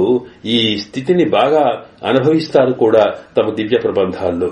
అదేంటంటే సాధారణంగా కృష్ణావతారం వచ్చినప్పుడు మోక్షప్రాప్తి ఏది కావాలనుకున్నా ఇక్కడ నీలాదేవినే ఆశ్రయించాలి అని. వైకుంఠంలో ఉంటే లక్ష్మీదేవిని, అలాగే అవతరించినప్పుడు ఏ అవతారంలో ఉంటే అమ్మని. ఇక్కడ 8 మంది ఉన్నప్పటికీ కూడా మనం రుక్మిణి కృష్ణ అని, రుక్మిణి సత్యభామ కృష్ణ అని, రుక్మిణి సత్యభామ సత్యకృష్ణ అని ఎన్ని చెప్పినా ఈ రేపల్లెలో ఉన్నటువంటి కృష్ణ తత్వాన్ని అనుభవించాలనుకుంటే, గొల్ల స్వరూపంలో ఉన్న కృష్ణుని అనుభవించాలనుకుంటే అక్కడేం కావాలంటే ఆయన నీలాదేవి యొక్క పురుషకారమే కావాలి. పురుషకారం అనేది ఎప్పుడు ఉంటుంది, ఏ రూపంలో ఉన్నా. కనుక ఈ నప్పిన్న పిరాటి యొక్క అనుగ్రహమే కావాలట. ఎందుకు అంటే ఈ నప్పినట్టు ఇంతమంది ఉన్నప్పటికీ కూడా, అష్టమహిషులున్నప్పటికీ కూడా నీలాదేవిని అత్యంతంగా ప్రేమిస్తాడట పరమాత్మ కృష్ణ భగవానుడు. ఎవరిని ఎక్కువగా ప్రేమిస్తాడో వాళ్ళు ఏది చెప్పినా చేస్తాడు పరమాత్మ. ఏమిటి దీంట్లో విశేషము అంటే సామాన్యంగా మనం చూస్తామే, రుక్మిణిని కృష్ణుడు వివాహం అన్నాడు. ఇందులో కృష్ణుడు రుక్మిణిని కోరాడా, రుక్మిణి కృష్ణుడిని కోరిందా? మనకు పురాణాలు ఏం చెప్తున్నాయి? ఆ రుక్మిణిని ఎవరికో ఇచ్చి పెళ్లి చేయబోతే కృష్ణుడిని మొదటి నుంచి ప్రేమిస్తుంది కనుక మానసికంగా కృష్ణుడు తప్ప ఇంకొకటి ప్రేమ తాను పెళ్లి చేసుకోదలుచుకోలేదు కనుక తాను పరవశయని స్థితిలో కృష్ణుడికి తన ప్రేమను చెబుతూ ఒక బ్రాహ్మణ్ గారు పంపడం, తర్వాత కృష్ణుడు వచ్చి సరే ఆమెను పెళ్లి చేసుకోవడం అనేది కథ. అక్కడ అంటే అర్థం ఏంటన్నమాట, రుక్మిణీదేవి తాను ప్రేమించి కృష్ణుడిని పొందింది. సత్యభామ కృష్ణుని యొక్క శక్తికి లొంగిపోయిన సత్యభామ తండ్రి సత్యభామని ఇచ్చి పెళ్లి చేశాడు. అంటే తండ్రి ఇచ్చినటువంటి, అంటే సామాన్యంగా కన్యాదానం చేసినట్టుగా తండ్రి చేసినటువంటి ఆవిడను సత్యభామని ఇస్తే కృష్ణుడు పెళ్లి చేసుకున్నాడు. ఇలాగ ఎవరిని చూచినా ఇందులో కృష్ణుడు కావాలని కన్నా వాళ్లు కావాలని కృష్ణుడిని చేసుకున్నారు కనుక వాళ్ళంతా కృష్ణుడిని ప్రేమించి చేసుకున్న వాళ్ళు కనుక వాళ్ళకి కృష్ణుడి మీద ప్రేమ ఎక్కువ తప్ప కృష్ణుడికి అంతగా ప్రేమ ఉండాల్సిన అవసరం ఒక లేదు. ఉందనుకోండి, ఆ విషయం వేరు. కానీ ఇక్కడనట ఈ నీలాదేవిని కృష్ణుడు తానే ప్రేమించి పెళ్లి చేసుకున్నాడు. కుంభుడి ఇంట్లో నీలాదేవి పుట్టగానే యశోదమ్మకు సంతోషం కలిగిందట. నా తమ్ముడికి కూతురు పుట్టింది, ఆమె ఎవడో కాదు నా కోడలే. అంటే ఏ మేనత్తైనా సామాన్యంగా అనుకుంటుందే తన తల్లిగారింట్లో తోబుట్టువుకు ఆడపిల్ల పుట్టిందంటే ఇక నా కోడలు అన్నట్టుగానే యశోదమ్మ ఊరికి అనుకుందట నా కోడలు నా కోడలు నా కోడలని చెప్పి ఒకటే చెప్పిందట, ఇదిగో కుంభుని పిలిచి ఈమె నా కోడలు గనుక నా ఇంట్లోనే పెరగాలి, అంతే తప్ప నీ దగ్గర ఏదో కాదయ్యా, మా ఇష్టం వచ్చినట్టు పెంచుకుంటాం అంటే సరే అన్నాడు. అని కుంభుడు యశోదమ్మ ఇంట్లోనే తన కూతురు ఉంచాడట. అందువల్ల కృష్ణునికి ఈ నప్పిన్న అంటే నీలాదేవికి చిన్నతనం నుంచే అనుబంధాలు పెరిగి ఉన్నాయి. అలాంటి స్థితి వచ్చినప్పటికీ పెళ్లి సందర్భం వచ్చింది, పెరిగినారు, వాళ్ళకి వివాహం చేయాలి. ఆ సందర్భం వచ్చినప్పుడు ఏం జరిగింది, అప్పుడు కుంభుడు ఆలోచించాడట, ఈ కృష్ణుడేంటి గొల్ల పిల్లల వెంబడి తిరుగుతున్నాడు, దొంగ అని పేరు తెచ్చుకున్నాడు, అన్ని చిలిపి చేష్టలు చేస్తున్నాడు, ఇంత అయితే వాడు చేసే వృత్తి ఏంటి పశువులను గాయడం, ఇలాంటి వాడికి నా కూతురునిచ్చి దాని జీవితం పాడు చేస్తానా, అంతకన్నా వీరుడికి ఇస్తా అనుకున్నాడట. అనుకొని మరి అది అక్కతోటి ఏం మాట్లాడకుండా అప్పుడేం చేశాడు, ఇదిగో చాలా రోజులైంది, ఈవిడిని నా బిడ్డను ఒకసారి మా ఇంటికి తీసుకెళ్తా అన్నాడు. సరే పోమన్నది. ఇంటికి వెళ్ళాక కాస్త కొంతకాలం కాగానే తమ్ముడి దగ్గరికి ఏమయ్యా మరి మనం పెళ్లి చేద్దామా ఇద్దరిది అంటే, ఏం పెళ్లి ఎవరికి అన్నాడు ఆయన. అయ్యయ్యో ఇదేమిటి, నా కోడలు నప్పిన్న నీలాదేవి కృష్ణుడికి అంటే నీ కృష్ణుడు పెద్ద తెలివంతుడు, నేను ఇస్తానా ఇయ్యని పొమ్మన్నాడు. పాపం ఎంత బాధపడ్డదో ఆవిడ అన్నాడు ఆయన. నిజంగా కూడా నేను ఎవడికిస్తా తెలుసా, ఎవడు వీరుడో ఎవడు శక్తివంతుడో ఎవడు కీర్తివంతుడో వాడికిస్తాను నేను, నీ ఏంటి చిలిపి చేష్టలు చేస్తూ లోకంలో ఏం పేరు సంపాదించినాడు ఈయన నీ కొడుకు అన్నాడు ఆయన.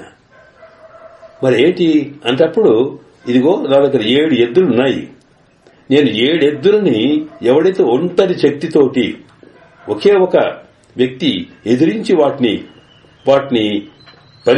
పడగొడతాడో వాడు వీరుడు. సీతమ్మను రాముడికి పడడం కోసం ఎలాగైతే ధనుస్సును పణంగా పెట్టి తాను ఒక చాటింపు చేశాడు జనక మహారాజు, అలాగే ఈయన కూడా ఆ పని చేశాడు. ఆయనేమో క్షత్రుడు గనుక ధనుస్సు అన్నాడు, ఈయన గొల్ల అతను గనుక 7 ఎద్దులను పెట్టాడట. దానికి ఒక ముహూర్తం పెట్టాడు. ఆ ముహూర్తం వరకు ఎంత బ్రహ్మాండంగా ఎడ్లను తయారు చేశాడంటే ఎవడు వచ్చినా హుంకరించేట్టుగా ఆంబోతులైపోయాయి అవి. సరే సమయం వచ్చింది, కృష్ణుడు పోయినాడు. కృష్ణుడు వెళ్లి ఆ 7 కూడా తాను ఎదిరించి సరే వాటిని పడగొట్టాడని పురాణాలు చాలా అద్భుతమైన కథ చెప్తాయి.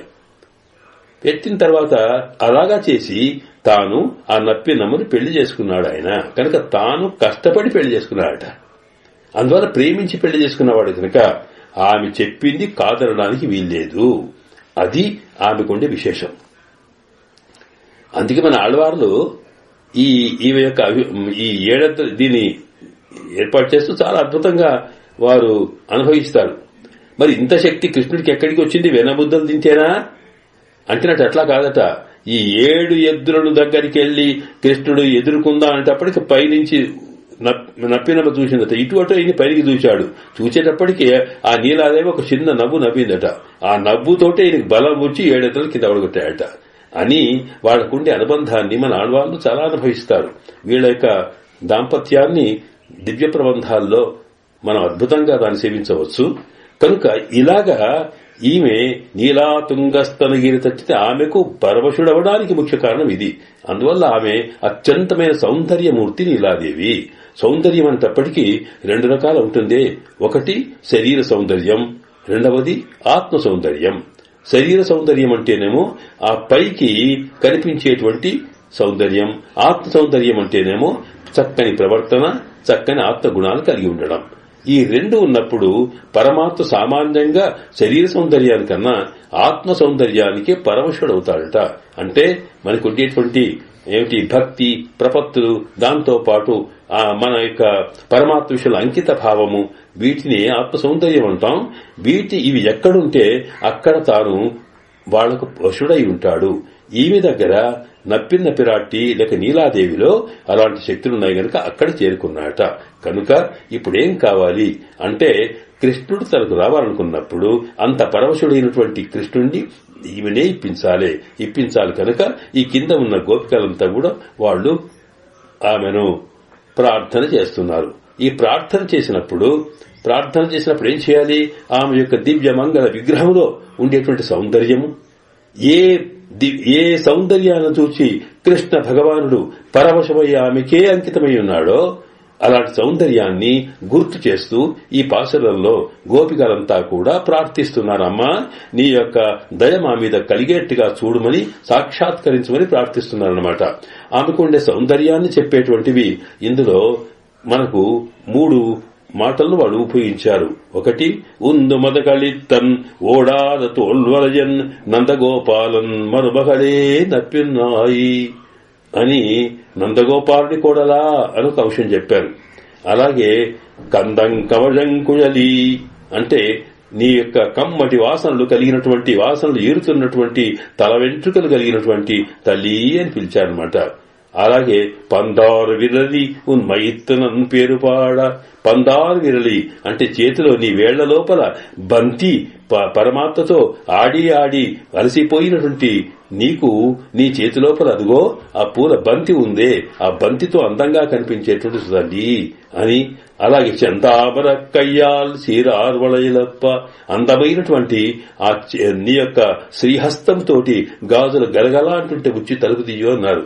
ఇలాగా ఆమెకు ఉండేటువంటి తల వెంట్రుకల్లో ఉండేటువంటి ఒక అందము, అట్లాగే ఆమె చేతులకు ఉండేటువంటి అందము, ఇలా దివ్యమంగళ విగ్రహం యొక్క అందాన్నంతా కూడా అమ్మవారు బంగారు తల్లి కనుక ఆమెకు ఉండేటువంటి ఒక దివ్యమంగళ విగ్రహంలో ఉండే సౌందర్యాన్ని ఈ శబ్దాలు చెప్పాయి.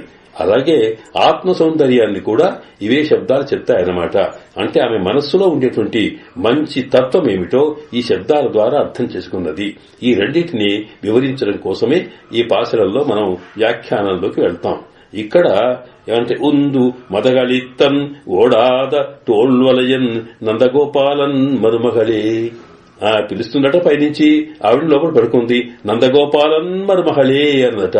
ఆ నందగోపాలుని యొక్క కోడలా అని పిలిచిందట. నందగోపాలు యొక్క కోడలా అని ఎందుకనాలి?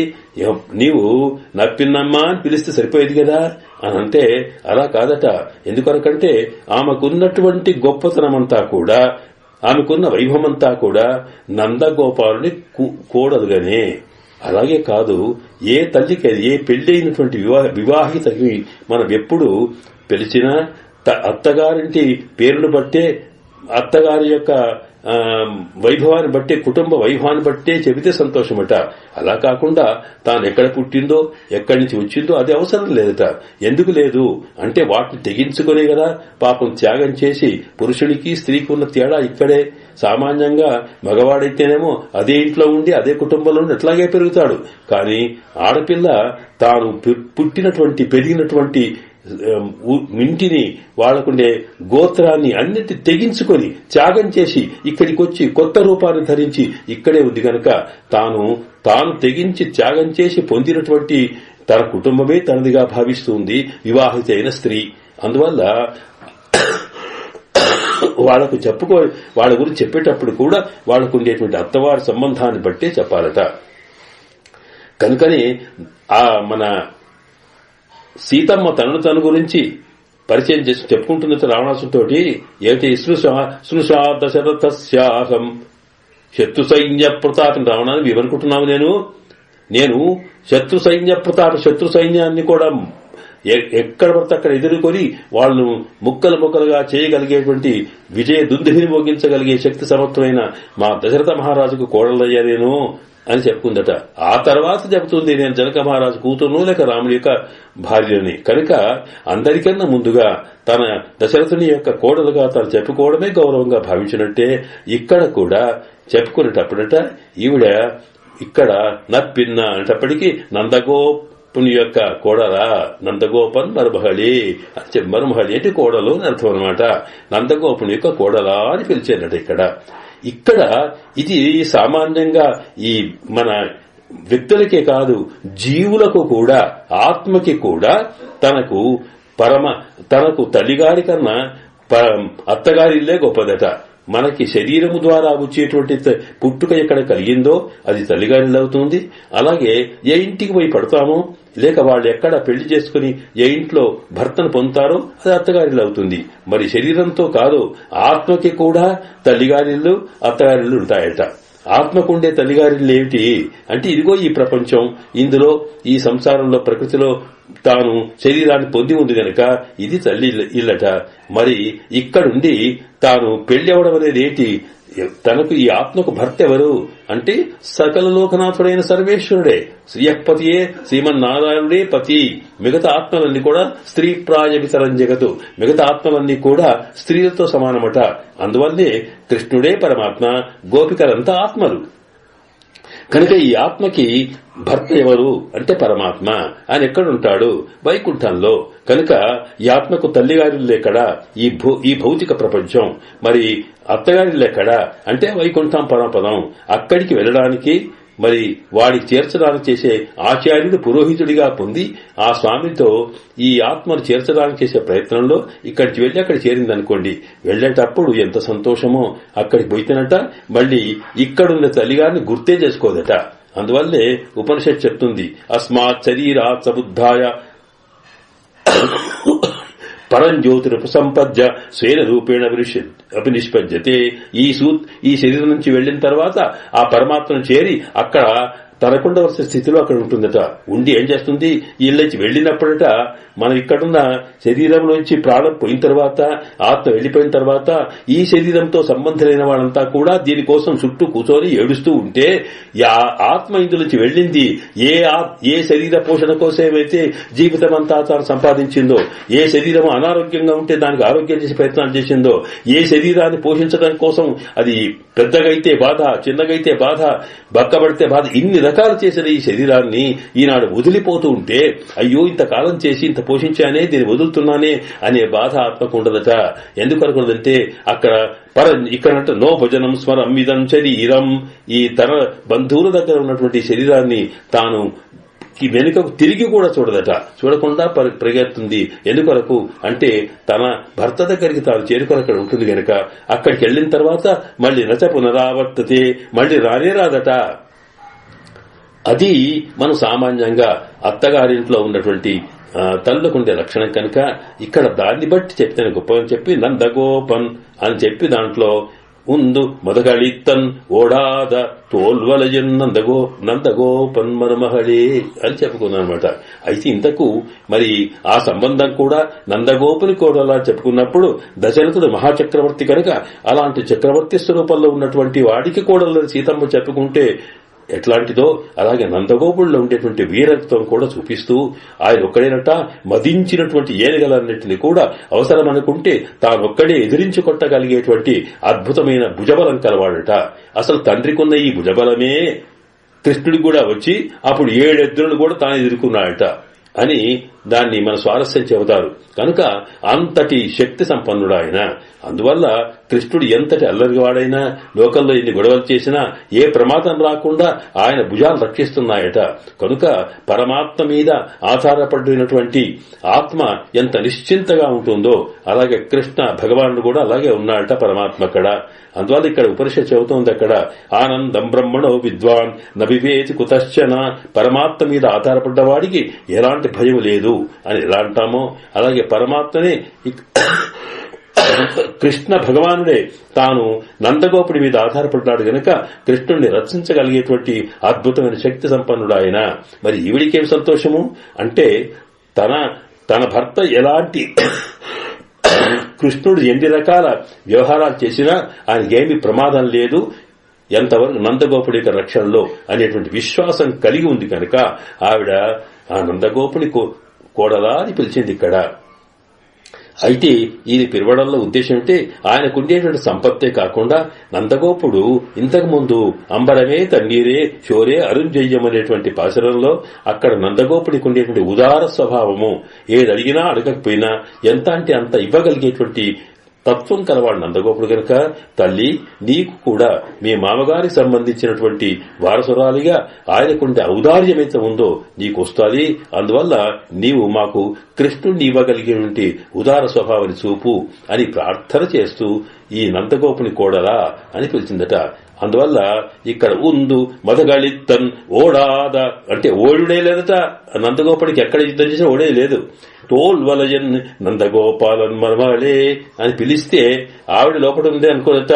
నందగోపాల్ కోడలంటే ఎవరు? గోపికలంతా కూడా కృష్ణ కృష్ణ అంటున్న వాళ్లే, అంతా కోడలు లాంటి వాళ్లే.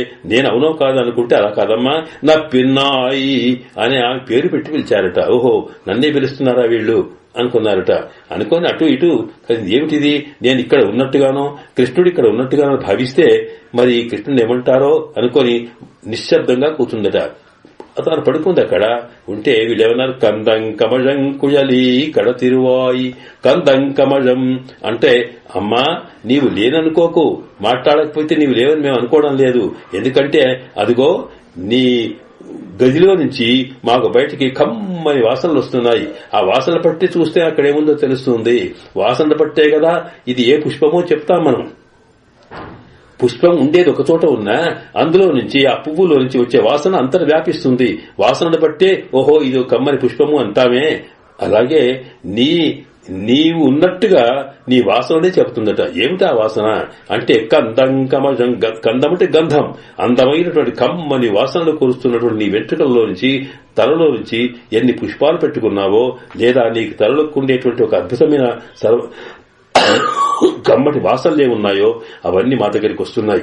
మాకు తెలుసు తల్లి నీకు ఈ తలకి ఇంతటి కమ్మటి వాసన ఎట్లా వచ్చింది అంటే అక్కడ కృష్ణుడున్నాడే ఆయన ఎవరట? సర్వగంధ సర్వరస అని పేరు. సకల లోకములో ఉండే సకల పరిమళాలు ఏవైతే ఉంటాయో కమ్మని వాసనలకన్నిటి కూడా మూల స్వరూపమవుతానట. పుష్పము నాకు వాసనకి పువ్వు ఎలా మూలమో లోకములో ఉండే కమ్మని వాసనలన్నిటి కూడా మూలమైన వాడు పరమాత్మే. కనుక పరమాత్మ నుంచే సృష్టి జరిగిన ప్రతి వస్తువు నుండి కూడా వస్తువులకు మూలమతనైనట్టుగానే రసానికి గంధానికి అన్నిటికీ కూడా మూలం కనుక అన్ని గంధములు పరిమళాలున్నవాడు ఆయన నీ తలను స్పృశించి ఉంటాడు. కనుక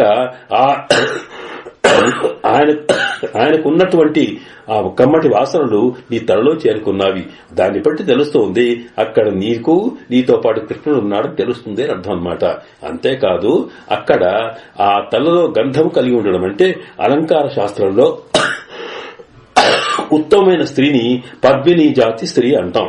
ఆ పద్మిని జాతి స్త్రీలో పద్మము కమలంలో ఉండేటువంటి కమ్మని వాసనలు లాంటివే ఆమె దివ్యమంగళ విగ్రహంలో కూడా శరీరంలో వస్తాయని, అలాంటి ఉత్తమ స్త్రీ ఈవే అని చెప్పి అలాగా ఆమెకుండే సౌందర్యాన్ని వెంట్రుకల సౌందర్యాన్ని వర్ణించారనమాట. సాధారణంగా అందమనేది వెంట్రుకలతోటే ఉంటుంది కనుక ముందుగా అక్కడి నుంచి వర్ణించారు. నల్లగా వెంట్రుకలు కమ్మటి వాసనలు వస్తున్నాయి. అందరూ కందం కమలి కుజలి కడ తిరువాయి. ఏం చేయాలి తెలుసా? నువ్వేం లేదు, దయచేసి వచ్చి ఒకసారి మా తలుపు తీస్తే మేము సేవించుకుంటాం అనేటప్పటికీ ఇక్కడ ఏంటి ఎందుకు రమ్మంటున్నారు మీరు అంటే ఏం లేదు, మీరు తలుపు తీస్తే ఒకసారి నిన్ను సేవించుకుంటాం, మన కృష్ణుడిని పొందుతాం. కృష్ణుడిని చేరుకోవాలనుకుంటే ఆయన తెల్లవారికన్నా ముందే చేరాలి కదా, మరి తెల్లవారి సమయం వస్తుందమ్మా, తెల్లవారికన్నా ముందే ఆయన చేరుకోవాలి కనుక ఒకసారి నీవు తలుపు తీయని అడిగారట. అడిగితే తెల్లవారిందా? అప్పుడే ఇంతకు ముందున్న గోపికలు ఎలాగా అడుగుతూ వచ్చారో అలాగే ఈవిడికి తెల్లవారిందా, ఎక్కడ తెల్లవారింది అన్నప్పుడు గుర్తులు చెప్తున్నారు ఇక్కడ. వందు జంగుం కోజిడైత్తరహాన్ మాధవి పందలబేల్ పదహాల్ కువిన్లంగల్ కువిరహాన్. ఏమి లేదమ్మా, తెల్లవారినట్లుగా గుర్తేమిటో తెలుసా? చూడు, ఆ కోడిపుంజులు కూస్తున్నాయి. సాధారణంగా అవి ఎప్పుడు కూడా ఆ తెల్లవారుజామున సమయాన్ని చెబుతూ కూస్తూ ఉంటాయి కనుక ఈ తెల్లవారి సమయాల్లో కూసేటువంటి ధ్వనులు వినవస్తున్నాయి కనుక దీన్ని బట్టి తెల్లవారింది అని అనిపిస్తుందన్నాడు అని చెబుతున్నానమాట. అంటే ఓ కోడి కూసినంత మాత్రాన్ని తెల్లవారింది ఎట్లా అనుకుంటాము? అలా కాదమ్మా, ఎంగుం కోజి, ఎక్కడ పడితే అక్కడ కోళ్లు ఓదాన్ని ఒకటి పోటీపడి కూస్తున్నాయి అవి కనుక ఆ కోడి కూతను మమ్మల్ని లేపుతూ తెల్లవారినట్టుగా కనిపిస్తుంది కనుక. అలా కాకపోతే నీ ఇంట్లోనే చూడు, నీ ఇంట్లో మల్లెపందిరుందే, ఆ మల్లెపందిరి మీద కమ్మని మల్లె పువ్వుల యొక్క వాసనలకి మెత్తగా ఉంటే కోకిలలన్నీ కూడా అక్కడే పడుకొని ఉన్నాయి చూడు. ఆ కోకిలలు కూడా తాము నిద్ర నుంచి లేచి తెల్లవారే సందర్భం వచ్చేటప్పటికీ కూస్తున్నాయక్కడ. అందువలన మాధవి పందలిబేల్ పలుగాల్ కుయిలినంగల్ కువినహాన్. కువిలినంగల్ అంటే కోకిలలు, మాధవి పందల్ అంటే మల్లెపూల పందిరి ఉందే ఆ పందిరి మీద పడుకొని ఉన్నటువంటి కోకిలలు కూడా ధ్వని చేస్తున్న కూకు అంటున్నాయమ్మా. దీన్ని బట్టి తెలివి వచ్చింది అన్నారనమాట. అంటే ఇక్కడ తెల్లవారడం అంటే ఏమిటి, అలాగా ఈ కోళ్లు కోయడంలో తెల్లవారడం అంటే ఏమిటి, దీంట్లో ఉన్న అర్థం ఏమిటి అన్నప్పుడు ఇక్కడ మనకి మొదటి రెండు ఆ పాత్రల్లో ఉంద మొదగళిత్తన్ అనేది అలాగే కందంకమళి కుజలి కడతిరువాయ్ అనేటువంటి రెండు వాక్యాల్లో తాను పరమాత్మ కృష్ణ భగవానుణ్ణి నీలాదేవి ఏ రకంగా తాను స్వాధీనం చేసుకున్నది అంటే జీవులకి పరమాత్మ యొక్క అనుగ్రహం కలిగింప చేయాలనుకుంటే ముందు ఆమె పరమాత్మను తన చేతులకు వచ్చేట్టుగా చేసుకోవాలి కదా. కనుక చేసుకోవడానికి ఆమె దగ్గర ఉండేటువంటి ఆత్మగుణములేమిటి అనే సమస్య వచ్చినప్పుడు ఒకటేమో ఆ నందగోపాల్ లాంటి ఉదారమైన స్వభావము, రక్షించే స్వభావము కలిగి ఉండడం నందగోపుని యొక్క కోడలుగా అని చెప్పడంలో, అలాగే రెండవ లక్షణం ఏమిటి అంటే కందం కమలం కుజలి అంటే కుజలి అంటే వెంట్రుకలు అంటే తలలో ఉండేటువంటి భావం అన్నమాట. అంటే ఆలోచన విధానము, ఆ ఆలోచన విధానము అది నల్లగా ఉందట. నల్లని వెంట్రుకల్లాగానే ఆమె ఆలోచన అంతా కూడా నల్లగా అంటే నల్లదనం అనేది గాఢమైన ప్రేమకు గుర్తు కనుక పరమాత్మ విషయంలో అద్భుతమైనటువంటి ప్రేమ భావము ఆమె తెల్ల నిండా నిండి ఉన్నది. ఆ నిండి ఉన్నట్టుగా ఎట్లా గుర్తు అంటే వాసన వస్తుంది. వాసన అంటే అర్థం ఏమిటి, మనిషికి ఉండేటువంటి ఒక ఆలోచనని, అతనుకుండే భావనని ఇతరులకు తెలపాలన్నప్పుడు ఎట్లా తెలుస్తుంది అంటే వాళ్ళు చేసే పని వల్ల తెలుస్తుందన్నమాట, యాక్షన్ వల్ల తెలుస్తుంది మనసులో ఏముందనేది. వాడు ఎవరినో కొట్టపోయినాడు అనుకోండి, అహో వీడి కోపం వచ్చింది, మనసులో ఉద్రేకం కలిగింది అని అర్థమవుతుంది. లేదా ఎవరినో బాగా ఉత్సాహంగా ఉన్నాడనుకోండి, మనసులో ఏదో సంతోషం ఉంది అంటాం. కనుక సంతోషంలో ఉండే భావము, మనసులో ఉండే భావమే యాక్షన్లో మనం చేసే చర్యల్లో ప్రకటింపబడుతోంది. కనుక అలాగా ఆ పరమాత్మ విషయంలో ఉండేటువంటి ఒక నల్లతనం, ఆ తలలో వెంట్రుకలు అంటే నల్లని భావాలన్నమాట. అంటే ప్రేమతో నిండినటువంటి ఆ భావాలు అవి అంతటా వ్యాపిస్తున్నవి. అంటే గంధం అంటే వాసన అంటే ఆమె యొక్క చర్యలు అని అర్థం. లోకానికి ఒక వ్యక్తి ఎలాంటి వాడు తెలియాలనుకుంటే ఆయన చర్యల వల్ల అంతర్ చేసే చర్యల వల్ల తెలుస్తుందే, అట్లాగే ఇక్కడ ఆమెకున్నటువంటి జ్ఞానము పరమాత్మ ప్రేమ రూపమైన భావాలతో నిండి ఉంటే ఆ భావాన్ని ప్రకటించేటువంటి ఆమె చర్యలే చెబుతున్నాయి. ఇవి పరమాత్మ విషయాల్లో అంతటి ప్రేమ కలదానివని.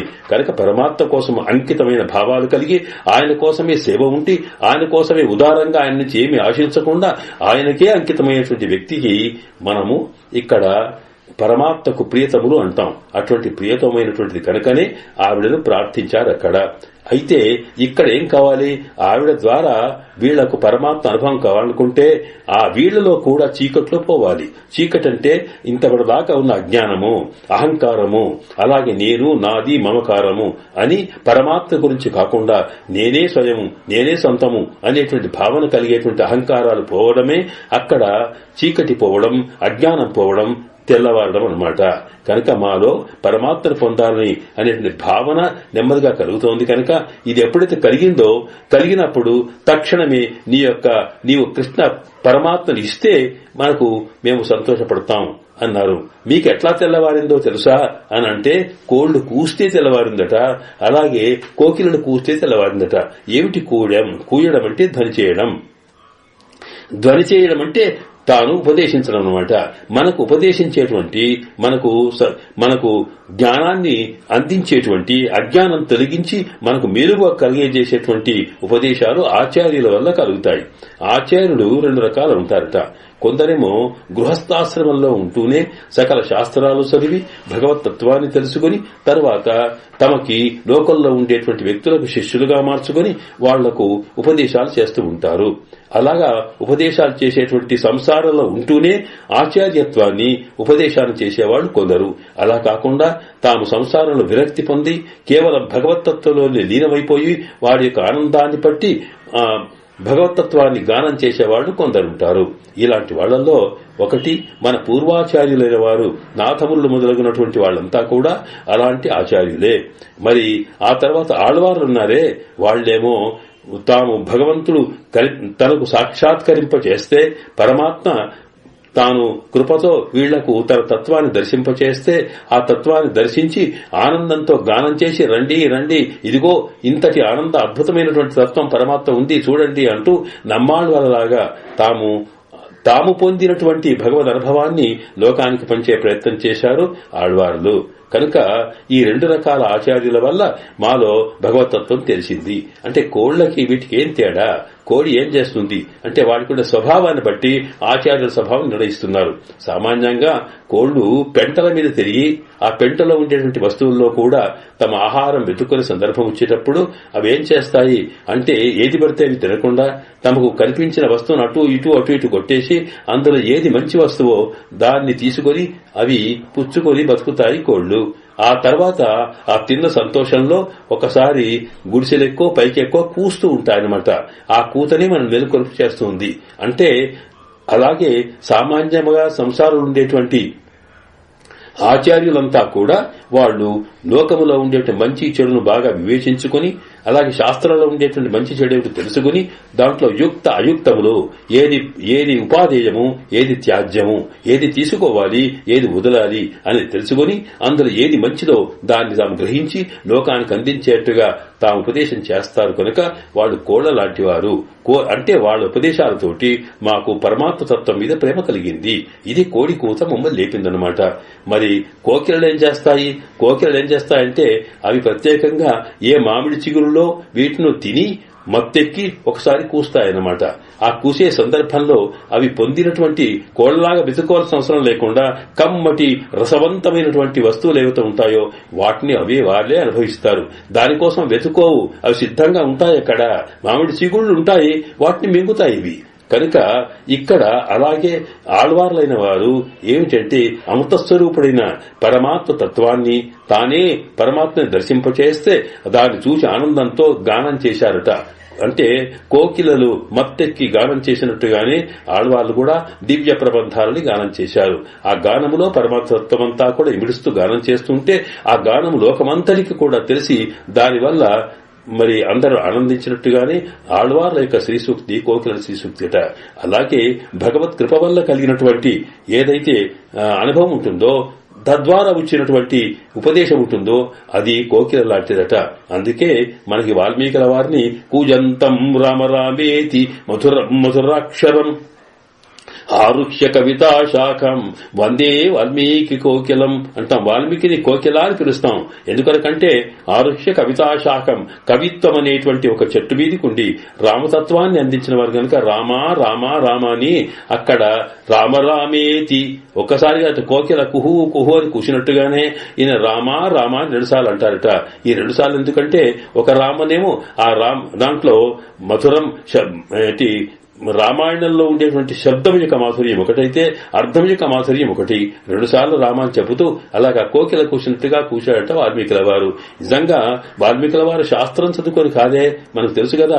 నారదుల వారు ఏదో రామతత్వం ఉపదేశిస్తే తాను తపస్సంపన్నుడై ఉండి పుట్టంతా పెరిగి అలాగా ఉంటే భగవత్ సాక్షాత్కారంతో రామనామ తత్వాన్ని తెలుసుకొని గానం చేసినారు కనుక అక్కడ రామాయణం ఒక మహాగానం కనుక అలాంటి మహర్షుల యొక్క ఉపదేశాలు కూడా అవి కోకిలతో సమానం కనుక ఇలాగా మనకి ఆచార్యుల యొక్క దివ్య ఉపదేశాల వల్ల మాకు పరమాత్మ విషయంలో ప్రేమ కలిగింది తల్లి, నీ వచ్చి అందించు అనేటువంటి దృష్టి అమ్మవారిని చూపిస్తారన్నమాట. అలా చేసి కనుక ఇక్కడ కోయ జైత్ర మాధవి పందల మేల మాధవి పందే మాధవి అంటే మల్లె చెట్టు అర్థం. మా అంటే లక్ష్మీదేవికి, ధవ అంటే భర్త, మాధవి అంటే లక్ష్మీదేవికి భర్త అయినటువంటి శ్రీయప్పత్ శ్రీమన్నారాయణ యొక్క పందిరి. పందిరి అంటే అతను ఉండవలసినటువంటి పరమపదము. ఆ పరమపదంలో ఉండే వైభవాన్నంతా కూడా మేము మనకు పెద్దలు సురిశక్తి చెబుతూ ఉంటే కనిచింది కనుక ఆ పరమపదంలో ఉండేటువంటి ముక్తాత్మ పొందేటువంటి ఆనందాన్ని మాకు కలిగించవలసింది నువ్వే, ఎందుకంటే నీవే ఆచార్యుడివే అన్నాం. ఇక్కడ ఈ నప్పిన్నమ్మ లక్ష్మి యొక్క స్వరూపురాలు అనుకున్నామే, మరి ఆమె కూడా ఆచార్యత్వం ఉందట. కనుక మనము గురు పరంపరను అనుసంధించేటప్పుడు అస్మద్ గురుభ్యో నమః, అస్మత్ పరమగురుభ్యో నమః, అస్సర్వగురుభ్యో నమః అని ప్రారంభం చేసి చిట్ట చివరికి ఎక్కడికి వెళ్తాం? శ్రీ అయి నమః, శ్రీధరాయ నమః అంటావే. ఆ శ్రీధరుణ్ణి అలాగే శ్రీదేవి కూడా మనకి ఆచార్య స్వరూపమే. ఆ శ్రీదేవి కూడా ఆచార్యుల్లో ఒకరనమాట. వాస్తవానికి మనకి ద్వయమంత్రాన్ని ఉపదేశించింది ఆ స్వామి దగ్గర నుంచి, సర్వేశ్వరుల దగ్గర నుంచి పొందిన ద్వయమంత్రాన్ని తాను విశ్వక్సేనుల వారికి తద్వారా మరి ఒకరికొకరు వరుసగా తాను ఉపదేశిస్తూ వచ్చింది కనుక ద్వయమంత్ర ఉపదిష్ట చేసినటువంటి వారి ఆచార్యుడు కనుక అలాంటి ఆచార్యత్వాన్ని తాను కలిగి ఉంది. అందువల్లే లక్ష్మీనాథ సమారంభాం నాథయామన మధ్యమాం అస్మదాచార్య పర్యంతాం వందే గురు పరంపరామని గురు పరంపరకు నమస్కారం చేసేటప్పుడు లక్ష్మీనాథ అంటాం. లక్ష్మీతోటి ప్రారంభం చేసుకుంటాం మనం.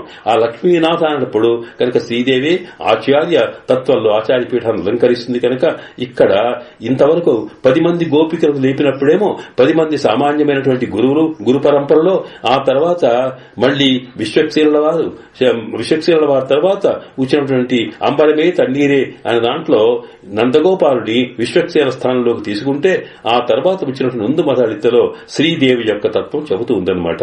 కనుక అమ్మ నీ వచ్చి మమ్మల్ని మెలుకొలుపు అని చెబుతూ ఆచార్య స్వరూపంలో కూడా ప్రార్థించడం జరిగిన తర్వాత ఇక్కడ అంటే కందం కమలం ఇక్కడ கோஜரைத் மாதவி பந்தலவேல் பலகால் குவிரணங்கள் குவினஹான் பந்தார் விரலி உண்மைத்துனன் பேருபாட செந்தாமர கையால் சீரார்வளையெழுப்ப வந்து తిరవాయ్ మహిళందు. అమ్మ అనేటప్పటికీ ఇవి లేకపోతే ఒకసారి అందులో ఉన్నటువంటి ఆ ఇంటికి చిన్న కిటికీ లాంటిందట. దాంట్లో చూసినప్పటికి ఏముంది, అప్పటిదాకా ఆమె కృష్ణుడితోటి విహరించి ఆయనతో బంతులు ఆడిందట. చేతిలో బంతులు ఆడి అలసిపోయి ఉండి ఆ బంతుల ఆటకి చేతులు ఎర్రబడ్డాయట. ఎర్రబడినటువంటి ఆ చేతుల్లో ఒక చేతులోనేమో పూల బంతి ఉంది, మరొక చేతేమో కృష్ణుని మీద వేసి ఉంది. అలా వేసి పడుకొని ఉందట ఆవిడ. చూసేటప్పటికి అమ్మ కందంకమ చూసేటప్పుడు పందారు వీరలి, ఆహా ఆ చేతిలో బంతి పట్టుకున్నావు తల్లి, చాలా సంతోషమట. కనుక ఆ వేళ్ల చేతిలో బంతి కలిగినటువంటి ఆ వేళ్లు కలిగిన అందమైన వేళ్లతోటి కలిగిన నీ శ్రీహస్తంతో మమ్మల్ని ఆశీర్వదించు అని ప్రార్థిస్తున్నారు. అంటే ఇద్దరిని ఉండడం అంటే ఏమిటి? లక్ష్మీదేవికి ఇక్కడ చేతిలో ఒక బంతి అంటే ప్రకృతి. ఈ ప్రకృతి బంతికి ఎర్ర దారాలు, తెల్ల దారాలు, నల్ల దారాలు కలిసినటువంటి బంతి ఎలాంటిదో అలాగే ఇక్కడ కూడా ఈ ఏంటంటే ప్రకృతిలో సప్తగుణం, తమోగుణం, రజోగుణం కలిగిన ప్రకృతితో ఏర్పడినటువంటి ఈ ప్రపంచం అంతా ఉందే, ఇది ఒక భాగమైతే దీన్ని సృష్టించిన పరమాత్మ మరొక భాగమట. ఈ ఇద్దరిని కూడా రెండు చేతుల్లో తానే పట్టుకుందట. అందువల్ల అమ్మవారి చేతిలోనే అటు పరమాత్మ, అమ్మవారి చేతిలో జీవాత్మలు ఇద్దరు ఉంటారు కనుకనే ఆ ఇద్దరిని కలపాల్సిన బాధ్యత ఆమెదట. అందువల్ల అశ్చేసాన జగతో విష్ణుపత్ని, ఆమె విష్ణుపత్నిగా ఆమె ఈ జగత్తునంతటికీ తాను సార్వభౌమురాలుగా ఉంది అని చెప్పడం కోసం ఇక్కడ పందారులి అంటే ఇంతకు రమ్మని ఏం చేస్తాడు, మైత్తునన్ పేరు పాడడం ఏం చేస్తాం, తలుపులు తీస్తే నీ వైపు నుండి మీ స్వామి యొక్క గుణగానం చేస్తూ నీకే మేము సపోర్ట్ చేస్తూ ఉంటాం కనుక తల్లి రమ్మని పిలిచారు. సరే తలుపులు తీసుకొని లోపలికి రండి అన్నట. లోపలికి రమ్మడం కాదు, నీవే వచ్చి మమ్మల్ని అనుగ్రహించాలి. ఎందుకంటే శంతామర కయ్యాల్ సీరార్ వడలిప్పార్ శంతామర కై, నీవు వచ్చి ఒకసారి వస్తూ ఉంటే నీ నడక సౌందర్యాన్ని మేము సేవించుకుంటాం. అలా వచ్చి తలుపు తీస్తే ఏమవుతుందంటే నీ యొక్క ఎర్రని తామర కాడ లాంటి శ్రీహస్తము, తామర పుష్పాల లాంటి ఆ వేళ్లు, వాటితో పాటు బంగారు గాజులు గలగల అంటూ ఉంటే నీవు చేయగా ఆ తలుపు తీస్తే మేము సంతోషిస్తామమ్మా. నీవు వస్తే మా కంటితో నీ యొక్క దివ్యమంగళ విగ్రహాన్ని సేవిస్తాము. నీ గాజుల యొక్క గలగల విని మా చెవితో మాకు నీ ఆ ధ్వనిని ఆనందిస్తాము. అలాగే నీ నడకను చూసి సంతోషిస్తాము. నీ ఒకసారి స్పృశిస్తే మాకుండేటువంటి స్పర్శ జ్ఞానం వల్ల కలిగే ఆనందం కలుగుతుందని, ఇలాగా పంచేంద్రియములు జ్ఞానేంద్రియముల ద్వారా మాకు ఆనందం కలిగేట్టుగా నీవు సాక్షాత్కరించమని ఇందులో ప్రార్థించారట. ఇదే మనకి ఈ సందర్భాన్ని, ఈ పాశనం మన భగవద్ రామానుజుల వారికి అత్యంత ప్రియమైనదని చెప్పి వారు తన్మయంగా వారు సేవించేవారని, అలాగా ఈ పాశనం చదువుతూ ఉంటే అక్కడికి వెళ్లేటప్పటికీ వారు ఆచార్యుల ఇంటి ముందరికి భిక్షాటనకు వెళ్లేటప్పటికీ ఆచార్యుల వారి కూతురు ఇలాగ తలుపు తీయబోతుంటే సాక్షాత్తుగా అమ్మవారే వెచ్చేసిందేమో అన్నంత దాంట్లో వారు మూర్ఛపోయినారని చెప్పి మనకు ఐతక్యం చెబుతూ ఉంది. అందువల్ల మన తిరుప్పావి జీయర్గా వారికి పేరు సంపాదించడం కనుక భగవద్ రామానుజుల వారికి అత్యంత ప్రియమైనదే కాకుండా ఇందులో ఈ పాశరాన్ని మనం ఎంతగా అనుసంధిస్తే అమ్మవారి సాక్షాత్కారం కలిగి తీరుతుంది. ఇందులో అంతటి శక్తి ఉందని చెప్పి కూడా మన పెద్దలు చెప్తారు. ఆడమడై కన్నా అనేది మనం ఎలాగా దాన్ని అనుసంధిస్తే వర్షం కురుస్తుందన్నామో ఉందు మొదలెత్తనే పాశరాన్ని అనుసంధించినట్టయితే అమ్మ సాక్షాత్కారం కలుగుతుంది అని చెబుతారు. ఇలాగా ఇక్కడి నుంచి ఈ పాశరం నుంచి మరొక 5 పాశరాల దాకా కూడా అమ్మ యొక్క వైభవమే మనకు కనిపిస్తుంది. స్వామికి అమ్మకుండే అనుబంధం ఏమిటో తెలుస్తుందన్నమాట. కనుక ఇక్కడ ఈ అమ్మవారి యొక్క దివ్యమంగళ విగ్రహం గాని ఆత్మ సౌందర్యం గాని పూర్తిగా ఇందులో చెప్పలేదు. ఒక 2 మాటలే చెప్పారు. అలాగే మరొక దాంట్లో మరొక 2 మాటలు, మరొక దాంట్లో మరొక 2 మాటలు చెప్పి 3-4 పాశరాలు అప్పుడు అమ్మ యొక్క సంపూర్ణమైన సాక్షాత్కారం మనకు అమ్మవారు మనకు ఆండార్తలు అందిస్తుంది. దీనికి కారణం ఏంటంటే ఒకేసారి పరమాత్మత్వం సాక్షాత్కరిస్తే తట్టుకోలేము గనక అమ్మ సాక్షాత్కారం కూడా అలాగే అండి. అమ్మ అనుగ్రహం ఒకసారి కోటీశ్వరులు చేస్తే ఒప్పుకుంటామా? అలా కాకుండా ఉండడం కోసం ఆమె నెమ్మదిగా చేసిందట. కనుక ఈ రకంగా ఉండేటువంటి తత్వానంతా కూడా మనకు మరొక 3-4 పాశరాలు చెప్పబోతున్నాం కనుక దీని యొక్క విశేషాన్ని మరింతగా మరో పాశరాలు వచ్చినప్పుడు దాన్ని సేవించే ప్రయత్నం చేద్దాం. ఆండాళ్ దివ్య తిరువడిగళి శరణం.